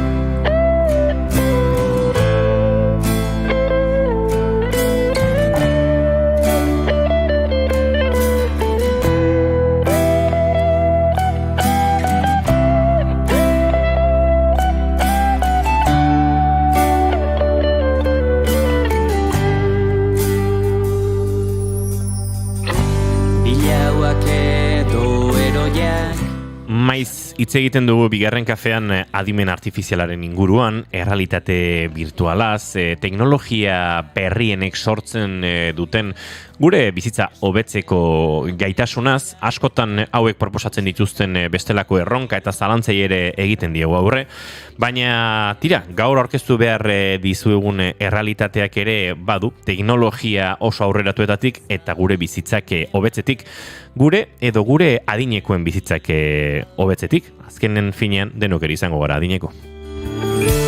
Aritzaren memoria. Ongizate emozionala sortzera eta adinekoen funtzio kognitiboak entrenatzera bideratutako errealitate virtualeko kanala da oroi, eta entretenimendurako eta estimulazio kognitiborako esperientziak sortu, garatu eta erabiltzailetara heltzea du helburu. Bere sortzailea Iñaki Aranburu Ibartarra gurekin dugu gaur eta aipatzen ari garen honen guztiaren xehetasun gehiago emateko gonbidatu dugu bigarren kafera. Iñaki, ongi etorri eta egunon. Kaixo, eskarrik asko eta eskarrik asko gonbidatzeagatik. Bai, aizu, hemen ari gara ongizate emozionala, funtzio kognitiboak eta hori guztia errealitate virtualeko kanalen bitartez. Txarreran esan dudan bezala, hemen teknologiaren goimaiako edo teknologia aurreratuenaren aplikazioa badago, baina hori guztia nolabait, gizabanakoen ongizatea hobetzera bideratuta edo. Bai, guk proiektua sortu genuen karreratik aterata gero, Jorgeketanik, biakea sortzaileak, eta pentsatu genuen, realitate virtuala ezagutze genuen, teknologia, eta nola aplikatzen ari ziren estatu batuetan, ez? Proiektuetan. Eta, guk hor ikusi genuen, aukera bat, gauza asko probatu genitun, baina azkenen ikusi genuen aukera bat zuela adinezko pertsonekin. Beraiek azkenean ezin dira atera beraien etxeetik edo zaharretxetik, eta azkenen teknologia honek ematen dizun aukera da, beste realitate batera mugitzen zaitu, ezta? Etxetik mugitu gabe. Jorge Mailin ez da nola eskatzen Jorge Donalizena, Mailin, eta bioke sortu zenuten oroi, ezagutzera eman azken hilabete urte gutxi hauetan, baina pentsatzen dut proiektua garatzeko ere denbora deixentera eman zenutela, zen momentutan hasi zinaten honekin, karrera noiz bukatu zen, eta noiz hasi zen beste karrera hori, beste lasterketa hori oroi sortzearena? Esate daukagu karrera ez dela inoiz bukatu, porque azkenen guk hau hasi genuen 2017an proiektu de fin de carrerako, proiektu de fin de carrera gisa. Eta horra hasi ginen oso gauz desberdina egiten genituen realitate virtualean beldurrezko pelikulak. Hola hasi ginen. Azkenen, guk ikuste genuna zan merkatu global batean gaude, orduan estatu batutako enpresen aurka nahi balin genuen zerbait eginez, buruari eman behar genuen nun zuen balio erantzi bat teknologia honek. Akaso hain garatuta eta hain landuta ez egon esparruetara heltzea, ez? Karo, gaineran, inbertsio aldean beste mundu batean daude, ez? Orduan guk diru gutxikin garatu behar genuen balio handia sortze zuen teknologia bat. Eta hor ikusi genuen usuario aldetik beldurrezko pelikulak asko aldatzen dutela pantalla baten ikustea edo antea jokin ikustea. Eta hor txasi ginen, amets bezala ondo zeon, baina konturatu ginen hortaz bizitzea zaila izango zela. Hortik pasa ginen bidaiak promozionatzera, bidaia agentziekin hasi ginen lanean, adibidez, Parisean nahi balin bazenun jun, jartzen zenun beta horrekoa, eta han Torre Eiffelea edo beste sarrera batzuk erosteko beta horrekokin saltze genitun. Eta, hoi pixkat hobeto zijoan, baina, eginan feria baten, Donostin, Sebatur, deitzen den feria batean, eta hasi zen adinezko pertsona asko etortzen feriara. Eta probatzen hasi ziren teknologia, eta flipatzen zuten, pia gustatu zitzaien, gure bai, hasiran pixka beldurrakin bezala aplikatzen genuen, baina ikusi genuen, igual zentzua zeukala beraientzako. Azkenen askotan, nik beti ejemplo berdina jartzen dut, baina daukagu jende gazte pila bat etxetik ez duna atera nahi, teknologiarekin oso lotuta dagoelako, eta aldiz daukagu jende asko, zaharretxetan ezin dutela atela, baina teknologiatik oso urruti, ez? Orduan hor, bi kontzeptu horiek bezala lotu genitun, egin genituen bi froga, bat Santanderren, beste bat adinezko zentro baten Donostin, eta oso ondo juntzan, hori izan zen 2018 gutxi gora bera, eta azken enpresa bat sortzea daukana, hasierako pausako oso motelak, baina pixkanaka jendea gure gauzak egiten. Horrela iritsi zarete oroi sortzera, baina esan daiteke oroien lehenengo pausoietan azaldu duzun bezala, badagoela dagoeneko pixkat zeharka dabilen teknologia bat, ezta? Dala betaurrekoetan pixkat errealitate virtuala lantze horrena, bidai agentziekin landu zenutena, beste esparru batzutan lantzitekeena, eta hori eraman zenutela oroi sortzera, baina gero hor adar ezberdinak zabaldu direla. Adineko jendearekin emozioetaz hitz egiten duzue oroien, baina baita ongizate fisikoaz behaz ere, badaude beste esparro batzuk, lanketa kognitiboa, ongizatea, osasun fisikoa, adar horietan joan zarete pixkanaka gero enpresa garatzen, ezta? Bai, hori da. Bueno, gaur egun dauzkagu 3 aplikazio, oroi Wellbeing, oroi Cognitive eta oroi Fit izango zana. Bueno, Wellbeing azkenen ongizatea sortzeko erabiltzen dugun aplikazioa izango zen, esan deguna, ez? Pues azkenen zu etxean zaude edo adinezko zentroan zaude, ezin zera atera. Orduan, hortik ateratzeko aukera bat ematen dizuegu. Ez bakarri lekueta juteko, baizik eta zure bizitzan izan dira momentu horiek gogorarazteko era bat bezala. Adibidez, lana edo afizioak balin badituzu, adibidez, oain hitz egiten ari zaretela zinatela piraguari buruz, eta piraguazko ere esperientziak baditugu. Eta, bueno, izango zen lehenengo aplikazioa. Eta barkatu, Iñaki, hor sortzen duzuena da plano subjetibo moduko bat, alegia, erabiltzailea, pertsona adineko hau, pirago baten barruan egongo litzatekenaren perspektiba lortzen duzue betaurreko jantzi, eta bera itxas zeharkaldi batean egon daiteke. Hori da. Azkenen teknologia honek ematen dizuna da, plano subjetibo hori, lehenengo pertsonan bizitzen duzu esperientzia, pelikula bat ikusten ari zarenean, normalean pelikula dago beste batzuei gertatzen zaien zerbait da, no ez? Baina hemengo pelikula hauek zuri gertatzen zaizkizu. Jartzen duzu betaurrekoa eta izango zana jendeak ulertzeko Google Street View antzeko batean hor buelta ematen dezula, hori pantaila daukazu zure aurrean, beste gauz on badana distraktore guztiak entzen dituzula, azken bakarrik pantaila hori ikusten duzu, eta bueno, zu giratzen zera eta ikusten duzu, han egongo zina bezala. Eta hor, erabat inmersiboa den, eta input mordoa sortzen dituen, baina era berean, inputare kanalizatzen duena, ez? Hortara zaudezuk diozun bezala, eta beraz, atentzio guztia badago esperientzia horretan, eta esperientzia diseinatu nahi den bezain, atsegin, aberasgarri eta ongizate sustatzaile izan daiteke, ez?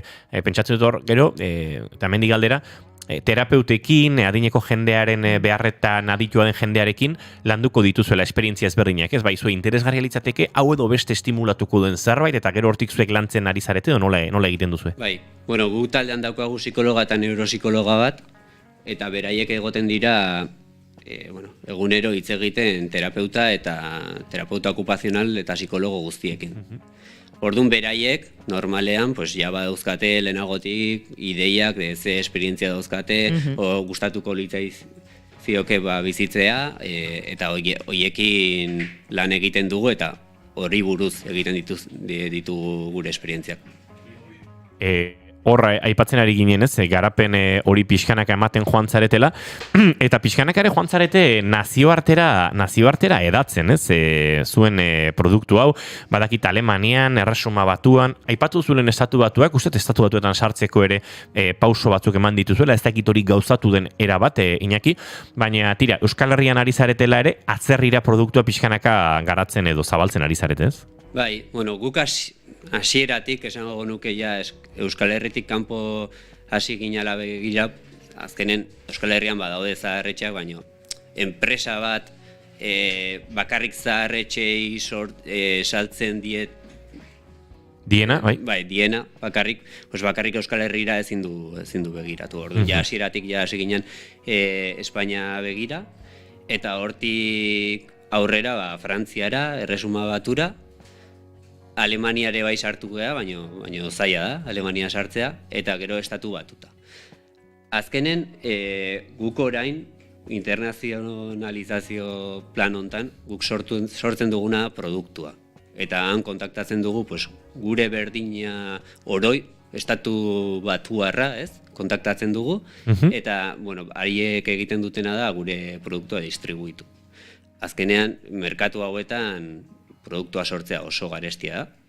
Bueno, eta entzun dezuen, baina programadoreak azkenen estatu batuetan hemen baino 3 o 4 aldiz gehiago kobratzen dute, eta produktu horiekan sortzea oso zailak dira. Aldiz, guk hasieratik ja genukagun filosofia bat, denbora guztian produktua sortzen, o Netflix antzeko bat, sortzea, denbora guztian edukitzeko gure plataforman. Orduan hilabetero, eduki berriak sortzen ditugu, eta horrekin ebai egiten duguna da gure plataforma aberastu.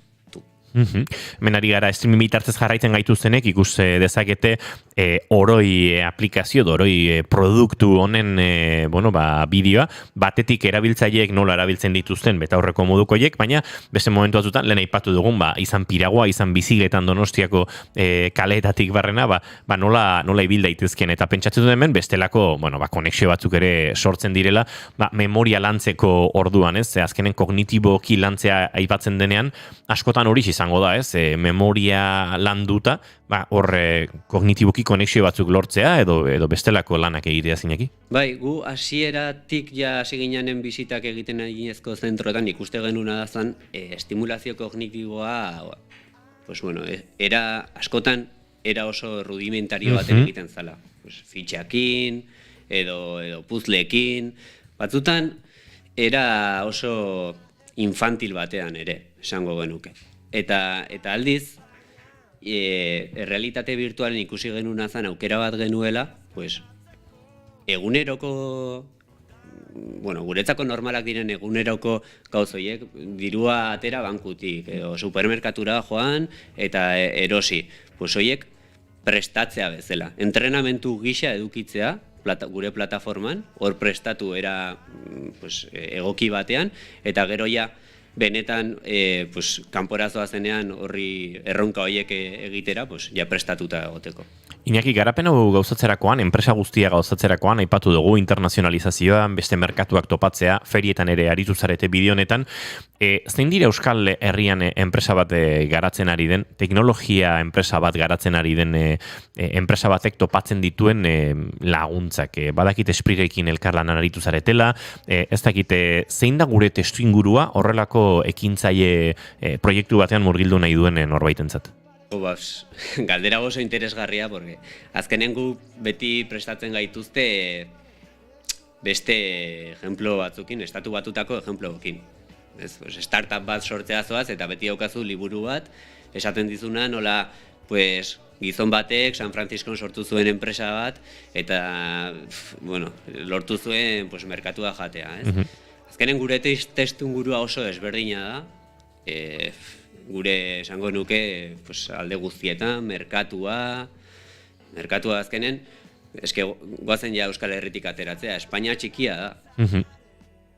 Europa hasi bertzera hitz egiten, eta Europan sartzeko herrialde bakoitza bere hizkuntza, bere kultura du, Frantziara ezea jungo frantses batez balin badaukazu, merkatu aldetik hasteko, ez dut pesimista izan nahi, baina merkatua txikia da. Bai, txikia da. Herri txikia gara, eta estatura begira ere, Frantziar estatua eta Espainiar estatua ere, nahiko txikiak dira, akaso horrelako asmo hondiko proiektu baterako, ez? Orduan, gure lehenengo erronka izango zen, pentsatzea merkatu global baten. Bai, hizkuntza aldetik dauzkagun erronka guzti horiek kendu, traduzitu, soportea eman hizkuntza guzti horietan, izango zen lehenengoa, eta horretarako ze behar dugu, seguraski dirua, inbertsioa. Eta da gure bigarrengo erronka, ez? Hemen geroz eta gero sortzen ari da, hori, mentalidade hori, inbertsio startupetan inbertitzeko mentalidade hori, baina oraindik ere asko dago garatzeko. Eta, azkenen, konpetitu behar dezu beste estatu batutako enpresa horien aurka. Orduan, zer daukagu balio erantzi bezala?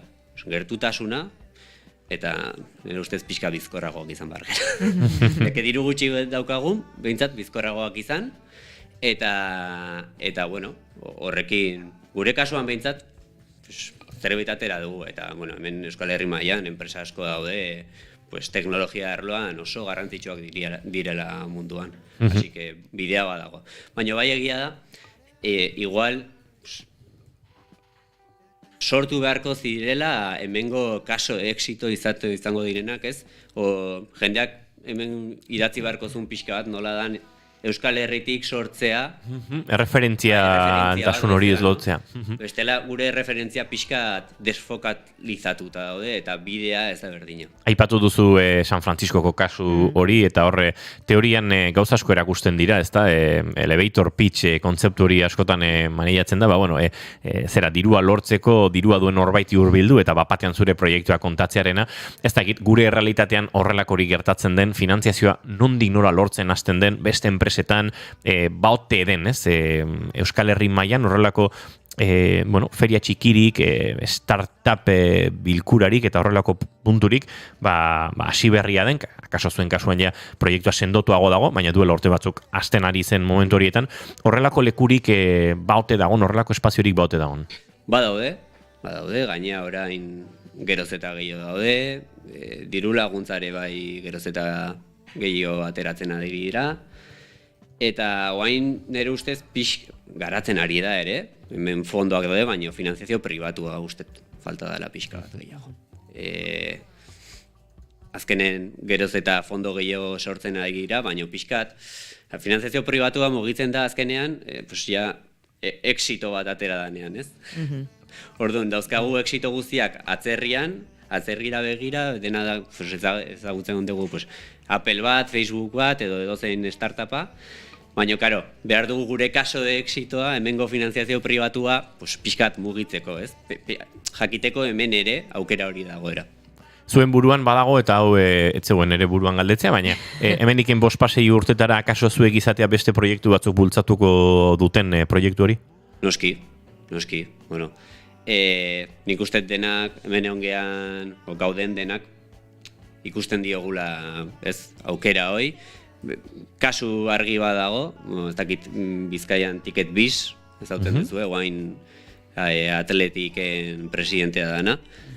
Beraiek egin zuten bere exita, saldu zuten bere enpresa, eta orain, bereste fondo bat egin dute. Nik uste denak ulertzen dugula. Ez da bakarrik, ez dezagun ulertu era altruista batean bakarrik, ez? Aukera bada, eta azkenean da negozia egiteko aukera on bat. Orduan, nire ustez, bueno, ni behintzat, exito edukeko banu, gure buruan badago beste proiektu batzuk gauzatu, bultzatu, eta noski, bultzatze horren atzean interes ekonomikoa dago, eta zilegira, dirua jartzen da, dirua lortzeko enpresa giroan. Horrela, bakarrik era altruista batean ikusten badugu, niretzako bideo horrek bukaera badauka. Iñaki Aranburu, Oroi proiektuaren sortzaileetakoa, eta gaur gurekin hemen bere sozio Jorge Mailin ez dagoen, bere ekide, baina berarentzat ere, zorionak jarraitu gogor proiektuen gauzatzean, eta eskerrik asko gaur gurero hor bildu, eta hain interesgarria den proiektu bat, eta proiektu baten prozesua kontatzeagatik. Eskerrik asko zuei. Gauzak aldatzen diren unerako agian bada zerbait mendigailurrez pixka bat arago nirekin etor zaitez esazu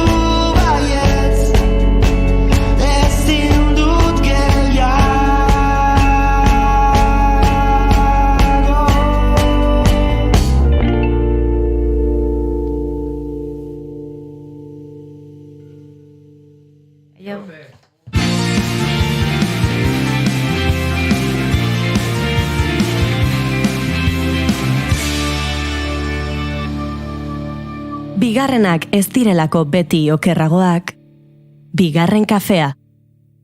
arratsalderako oraindik ordu batzu falta dira goizeko 11:25 minutu. Izan da hori, bapatian. Irriste egin du, baina, ondo, ondo zuzendu aiz. Arratsaleko 5:35 emarruen, bai, ja, oraindik iraganeko bigarren kafearen ahoz apore hori badatorkit tarteka. 11:35 minutu, bagoaz asteburuko Plan Mordo orkestera, Oiana Maritorena genbek arte eszenikoen errepaso egingo digulako. Zeratik irizun hori parra? Betiteni kriston grazia izen osoa esateako. Oiana Maritorena genbek, ez dakit. Zura maripoze darra ematen dira. Noski baiet badakit. Bai, baina, bai. Beti, ja, hola barneratu dut, ja. Bai. Ez dakit nire inguruko zenbaten bi abizena dakizkidan, baina batzuk. Mira. Bai, julen goiko txarro oso. Bai, ino bazen zio lurbide. Close to tears, remember someday it'll all be over. Duela gutxi kontzertu bat eskaini genuen Donostian, Oiana Antxezen dantzan, eta, claro, 5 musikari, 8 musikari, 2 kolaboratzaile izan genituen dantzaria bera Oiana, eta 3 abizen, iaia 10 minutu pasan nituen talde guztia orkestan, bai.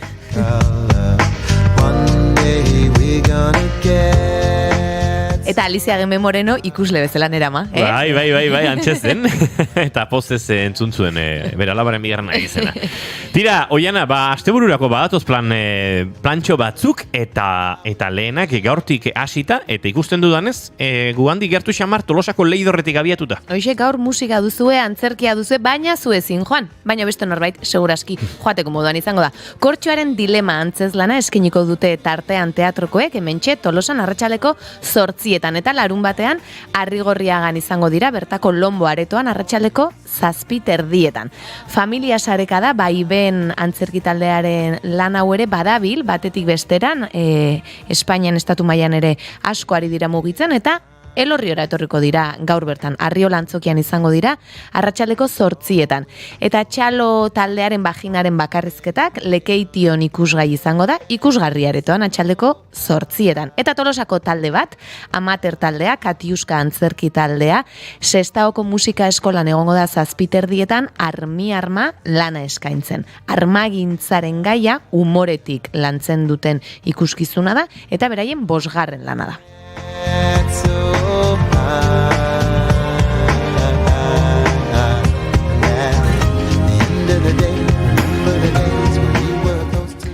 Baina baditugu proposamen gehiago astebururako. Bihar larun bata Almazenean ikusteko aukera izango duze Mungiako Olalde aretoan arratsaldeko 8:00. Jon Plazaola ere batetik bestera dabil. Tutun Platz eskainiko du Zangotzako Baiesantoko Jauregi Kulturretxean arratsaldeko 8:00. Metroko adrokakoak zeo zertan dabil baina ez dakit zertan lanarekin Durangon izango dira San Agustir Kulturgunean arratsaldeko 7:00. Eta duela gutxi Saroben ikusi zuen Inigok, eta aukera izango duzue larun batean Bergaraniko seminarixoan ikusteko postdatarik gabeko gutunak arratsaldeko 8:00. Bai, gomendagarria zalantzarik gabe, baina gomendagarria egia esan Oianak proposatzen duen guztia, ze igual 3 urte izango diranik erik eta guin ikusi nuela, Oiana, eta oraindik hortxe jarraitzen dute errepidean. Eta gainera esango nuke iaz gutxiago entzun genituela azken aldian, baina aurten berriz ere, bai, ze ez dakit bigarrena den edo 3. Zumaian izan ziren, eta bihar Lasarten izango dira arratsaldeko 8:00, eta nik uste berriz ere ari direla hor, beraz. Gauzat esango dizut, antzeslanak eta dantza planteamenduak eta proposamenak eta erretiratzen dira, askotan jarraitzeko aukerarik ez dagoelako, baina ikuslegoak egon badaude, nahikoa eta sobera, askoz lan gehiago edo askoz denbora luzeagoan egiteko, baino hor ere programazioan eta arlo guztietan nobedadearen kontzeptu hori. Eta diru laguntzen kontua ere uste dut hor asko sartzen dela, urtero ematen diren diru laguntza, proiektu berri bat egin behar duzu, eta konpainia asko daude zurrunbilo horretan, urtero 1-2 egin behar horretan. Lengoan aktore batekin hortaz aritu nintzen, eta bai, esaten zuen,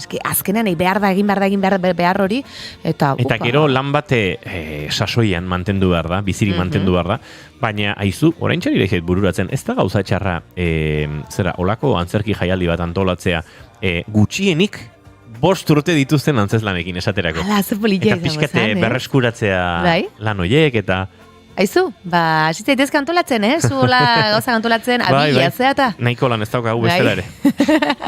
Hoi zer da, inontzat. Gauza gehiago, 228 dauden leukan 229 gauza jartzea. Gauza bat, nik idea bota dut saldutako presioen, nahi duenak eldizu dela.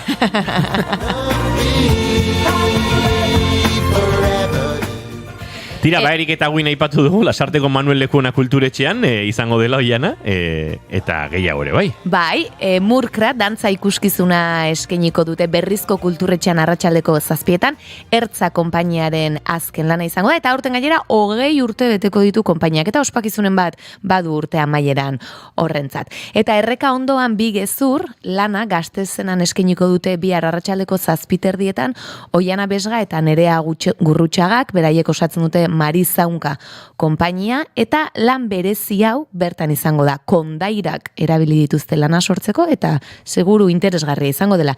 Eta iganderako proposamen gutxi batzuk. Vaginaren bakarrizketak esan dugu gaur ibiliko dela, eta igandean izango da Murtxanteko kulturetxean atxaldeko 7:00. Eta Tutunplatz ere, Jon Plazaola igandean izango da Bilabonako gure antzokian arratsaldeko 7:00. Eta dantza pixka bat igandea berotzeko, Getxoko musike barrin 7:00, Antonio Nafarrok, bera izan zen Espainiako Ballet Nazionalaren zuzendaria, eta berak bere konpainia du gaur egun, eta 6. ekoizpen propioa eskeniko du, Kerentzia izenekoa. Aizue, hauexek proposamenak, eta guk gure kafe utxeko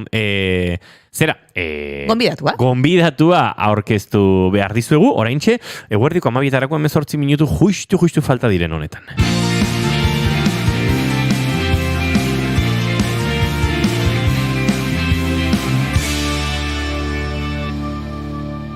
Bigarrenak ez direlako beti okerragoak, bigarren kafea.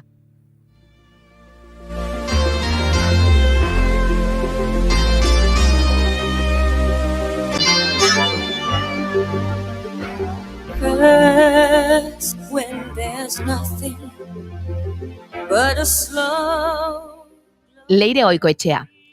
Dantzaren barnean, dantza mota asko topa ditzakegu. Profesionalki lanean diharduten euskal dantza konpainia edo dantzari gehienak garaikide edota euskal dantzan aritzen direla esan genezake akaso.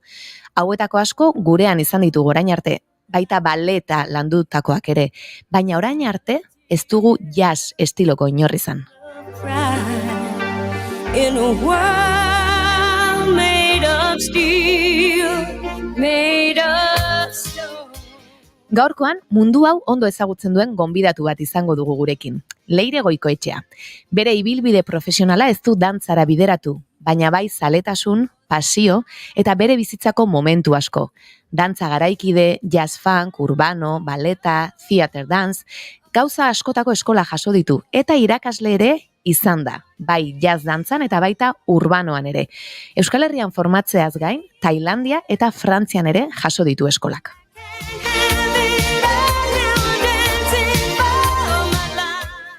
Telebistan hainbat programatan ikusi ahal izan dugu dantzan, eta baita Donostiako World Puppet Showean ere.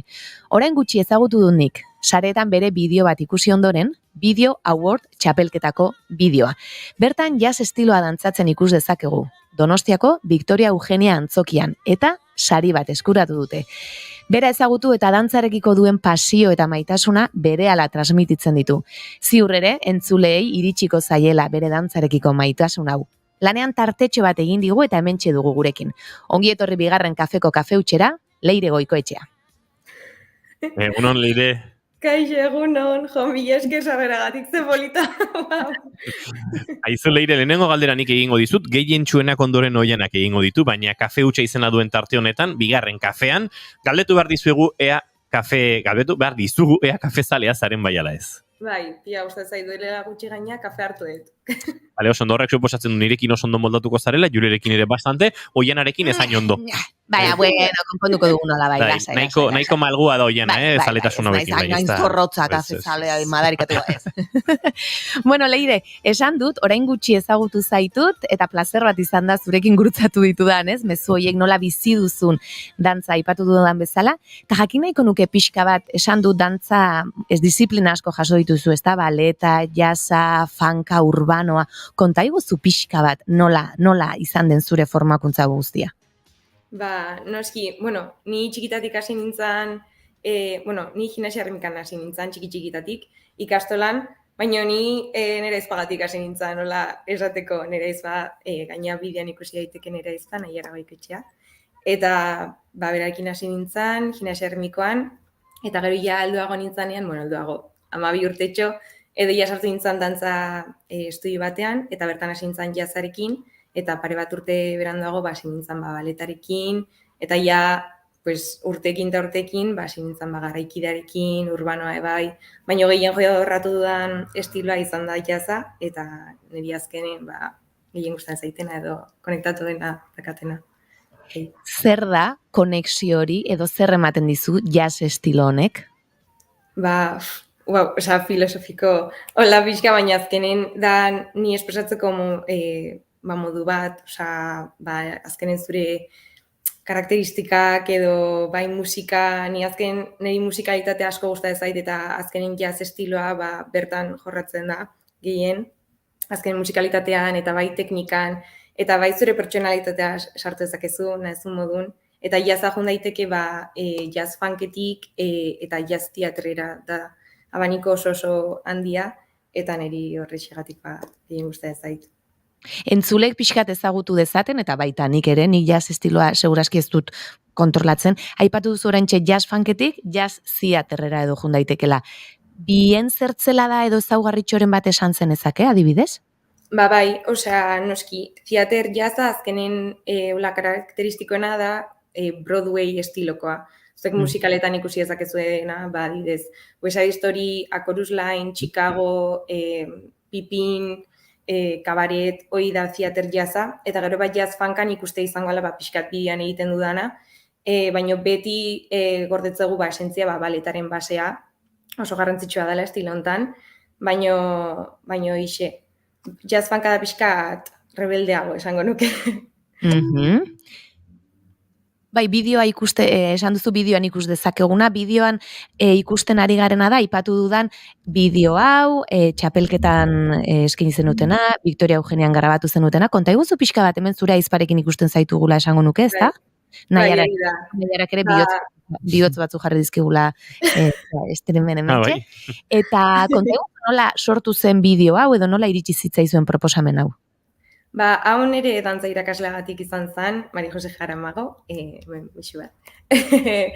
Klase bukaeran, etorri zan eregan eta komentatu zian, leire bantzun dut, bada hola dantza, bideo lehiaketa bat, eta Manu dala bere laguna kamara, Manu Kapdegi, egin ditugula berarekin pare bat bideo dagoeneko, komentatu zian, gogoaz ekatela hola bideo bat sortzeko, ideiarekin, esan zian, zeirutze zaizu nahiko zenuke, eta ni noski, eta, hasi ginen pixkat ideiak botatzen, ze musika, ze estilo ingo genuke, ze hasiera batean, pentsatuta genekala izatea theater jazz, ze ez da ikusten den estiloa. Baina gero pixkat, ideia batekin hastezea, eta gero aldaketa batzuk sartu daitezke, eta azkenen honekin bukatu genuen, eta oso pozik. Dena koreografiatua zegoen, grabatu zenutenean, edo improvisaketa zerbait ere badago? Ez, improvisaketa badago. Adibidez, ispilura ni joanean hori improvisaketa izan zen, eta badago musikan momentu bat, saltoak eta horrela daudela, eta hori zian, momentuko, ideiak, bota gaintunak gaina izan zen taldeko lan totala. Bai Manuren bikoteak eta bai nire aizpak eta bai Mari Josek esaten, probatu hau, probatu bestea, eta hau probatzen badi bago, zemuz. Baina azkenen prozesu oso polita izan zen, eta gaina Victoria Eugenian grabatzea, aukera hori izatea izan zen, ametsa. Hori galetu behar nizun oraintxe, Victoria Eugeniako zonalde ezberdinak ikusten ditugu, bertako dantza entsaio gela ikusi dugu lehendabizi. Nik beti hemen aipatzen ditudanean Victoria Eugeniako klaseak areto hori aipatzen dut, ze bertan klaseak jasotzen ditugu asteartetan batzuek, eta zoragarria da aretoa bera bakarrik. Hor ja, eote hutsa, niretzat plazerra, baina gero ikusten dugu pasilloa, sarrera, beste txokotxo batzuk, zer suposatu du zuretzat horrek?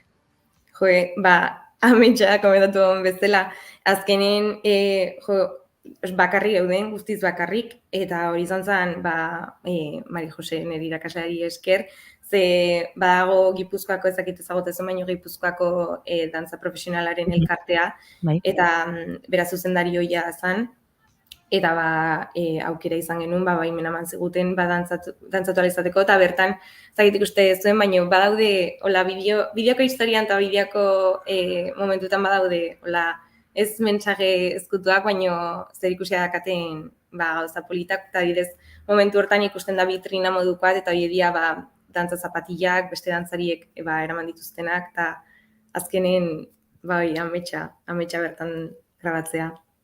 Lehen momentutxo batean, aipatu duzu, akaso dantza estiloa erabaki zenutela ere, ez delako ikusten asko. Nik aipatu dute, Euskal Herrian, edo nik behintzat ezagutzen ditudan dantza konpainia profesionalek gehiago jotzen dutela euskal dantzara, dantza garaikidera, akaso beste dantza estilo batzuk ez dira profesionalki hainbeste lantzen. Uste duzu, zuek egiten duzuen estilo hau oraindik hori, bere lekutxoa edo falta duela estilo honek? Bai, noski guztiz. Donostin, bakarrik, Mari Jose jorratzen du nik uste horrela benetako jazza, basea, adori jaztearekin, eta azkenen estilo oso polita da, eta nik komentatzen duen ganean, galdetzen diaten antzatzen eta nik jazza, eta komentatzen dute jazza, baina hori ez da musika. Eta bai guztiz lotuta dago, baina azkenen, ez da asko ikusten, ez sare sozialetan, ez igual telebistan edo, eta disfrutatu daiteken, eta edo nork disfrutatu dezakeen dantza estiloa da, eta zabaltzeko aukera oso polita iritza zait. Zuk adibidez, eskolak eta eman izan dizkiezu umei edo gaztei, ezta? Bai, txikia, hori nire beste estudian, eta nirekin azizian lagunekin eman dut klasean, nire kabuz, eta hori eta ametsa da, azkenen zuke transmitzezu, ze maitasun dezun estilo honekiko, eta hori horrela konektatzezu txikiekin. Eta ikustezu badaudela gogoak estilo hau mantentzeko eta zabaltzeko. Gustatuko litzaizuke bide horretatik pixkat geixio jarraitzea edo aukera izatea? Noski, bai. Hori ametsa da, bai, noski. Eta zer uste duzu ematen diela estilo honek edo eman diezagukeela? Edo nori esan duzu, edo nork ikas dezakela, zer eman diezaguke pertsona bezala. Nik ikusten dut oso, ez dakite, agian oso okernabil, baina oso zure gorputzarekiko kriston konexio eta konfiantza ere, uste dut asko lantzen den zerbait izan daitekela dantza estilo honekin. Ez dakit. Noski, bai, baina hori alde polita da jazean, estilo hain zabala denez, zukin dezakezu bai pixkat horrela konfiantzarekin, hori dago oso basatua pixkat, jorratzen da Bob Fosse estiloa, dala jazeko ikono oso handia, eta hor bai dala pixkat pikaroago edo, baina gero bai badago, komentatu dana jazz teaterra dala pixkat alaiago edo bai, las manos de jazz, komentatzen zana eta horrela, baina nik uste aukera dagoela denontzat, eta adien guztie, bai txikientzat, eta bai helduagoentzat, eta bai zure pertsonalitateko alderdi ezberdinak lantzeko edo.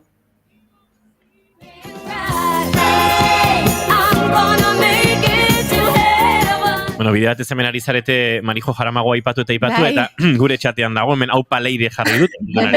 Beraz, hemendik ere gure aitortzari eta egiten duen lanari, jazzantzaren giroan eta bar.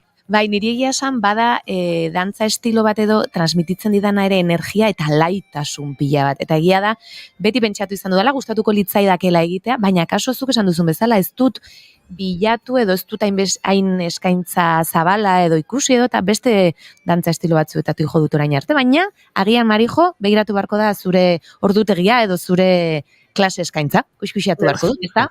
Noski. Oiana, hor ere badokazut. Tartetxo bat egiteko aukera, Bai, saiatuko da, ere bai. Eta pixkat geixio galdetu nahi nizun, zure formakuntzan Marijorekin ikasteaz gain aipatu dut, klasesen bat, masterklasen bat hartu duzu Tailandian ere, Frantzian ere bai. Beste lurralde batzuetan akaso, dantza estilonek beste leku badu edo antzeko egoeran dago edo ezagutzen duzunagatik, ze esan dezakezu? Bueno, adibidez, Tailandian nik enun aurkitu, street jazza bai, baina hori bai izan zala, urbanoago, Frantzian bai aurkitu daitekela hola jazz estiloko estudio asko edo klase asko, baina gehien bat nik esango nuke zabalduena dagona bai dela Estatu Batuetan, hor bai aurkitu daiteke, noski bertan dago Broadway, Madrilen bai aurkitu daiteke, esango nuke horrelako tokitan bai dela komertzializatuagoa edo musikalak aurkitu daitezken tokietan. Bai, egia da kasu hemen musikalak ere hainbeste Madrilen bai, baina kasu gure hirietara edo herrietara gutxiago iristen dira, ez? Eta horrek azkenean ikusgarritasuna ematen dio, eta horrekin zaletasuna sortu, ez pixkat zirkulu hori osatzen da azkenean. Esan dugu Video Award, txapelketako bideo hau ikusi dugu, aipatu dugu, irabazi duzue, zer da saria edo zer etorriko da gero? Saria da beka, Danza 180, izeneko dantza eskolan Madrilen, eta bertan klaseak emateko aukera izango dut, eta hoize dala premia. Bueno, niretzako premia iazan bideoa Victor Eugenio egitea, baino hori etorri da, eta gero aukera izango dut dantzatzeko pieza presentzialki ospatuko dan lehiaketan Beat Festival izenekoa. Noiz izango da hori? Apirilak 13an. Apirilaren 13an, eta non izango da? Hori konkretatzeko dakat, baina bueltatu behar izango naiz etxera bai. Eta aipatu duzun beka honekin, ze klaseak zer dira, hilabete batzuetan, aste batzuetan, edo nolako formakuntza eskaintzen dute? 7 eguneko formakuntza osoa dut, urte osoan zehar, bakarrik 7 eguneko formakuntza da, baina urtean zehar aukeratu edo. Hori da, aukeratu ezaken da izun naiteken hori da. Maybe you could be the one to make me stay.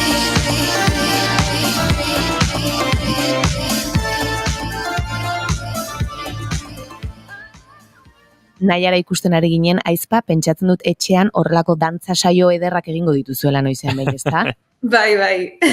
Eta gainera hor momentan ikusten dian eskuak hor Aitona eta Mona bai sartu genitun prozesuan.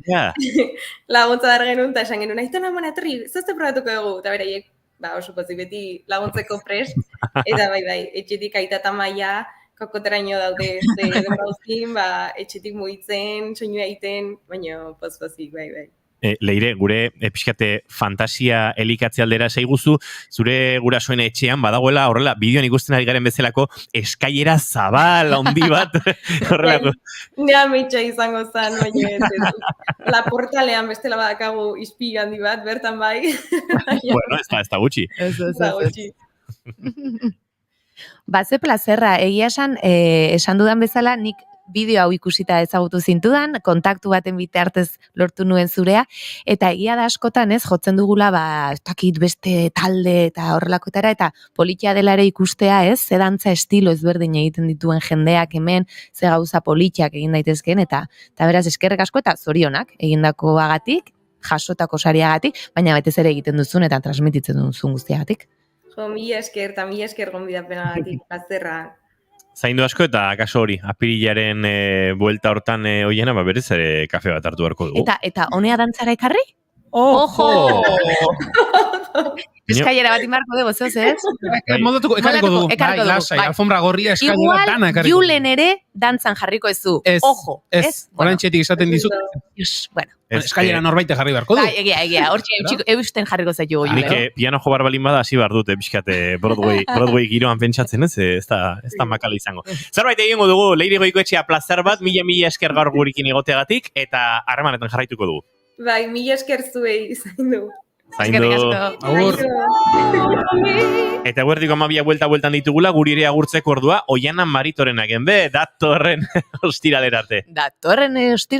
Julen Goikoetxea arbegozo, ondo bidean, aste artera arte. Bai, hori da, ondo ibili. Guk gaur arratsaldean elkarri ikusteko beharra daukago.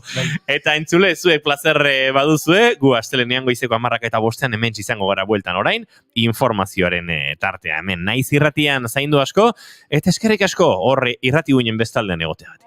Dry the tears I've never shown out here on my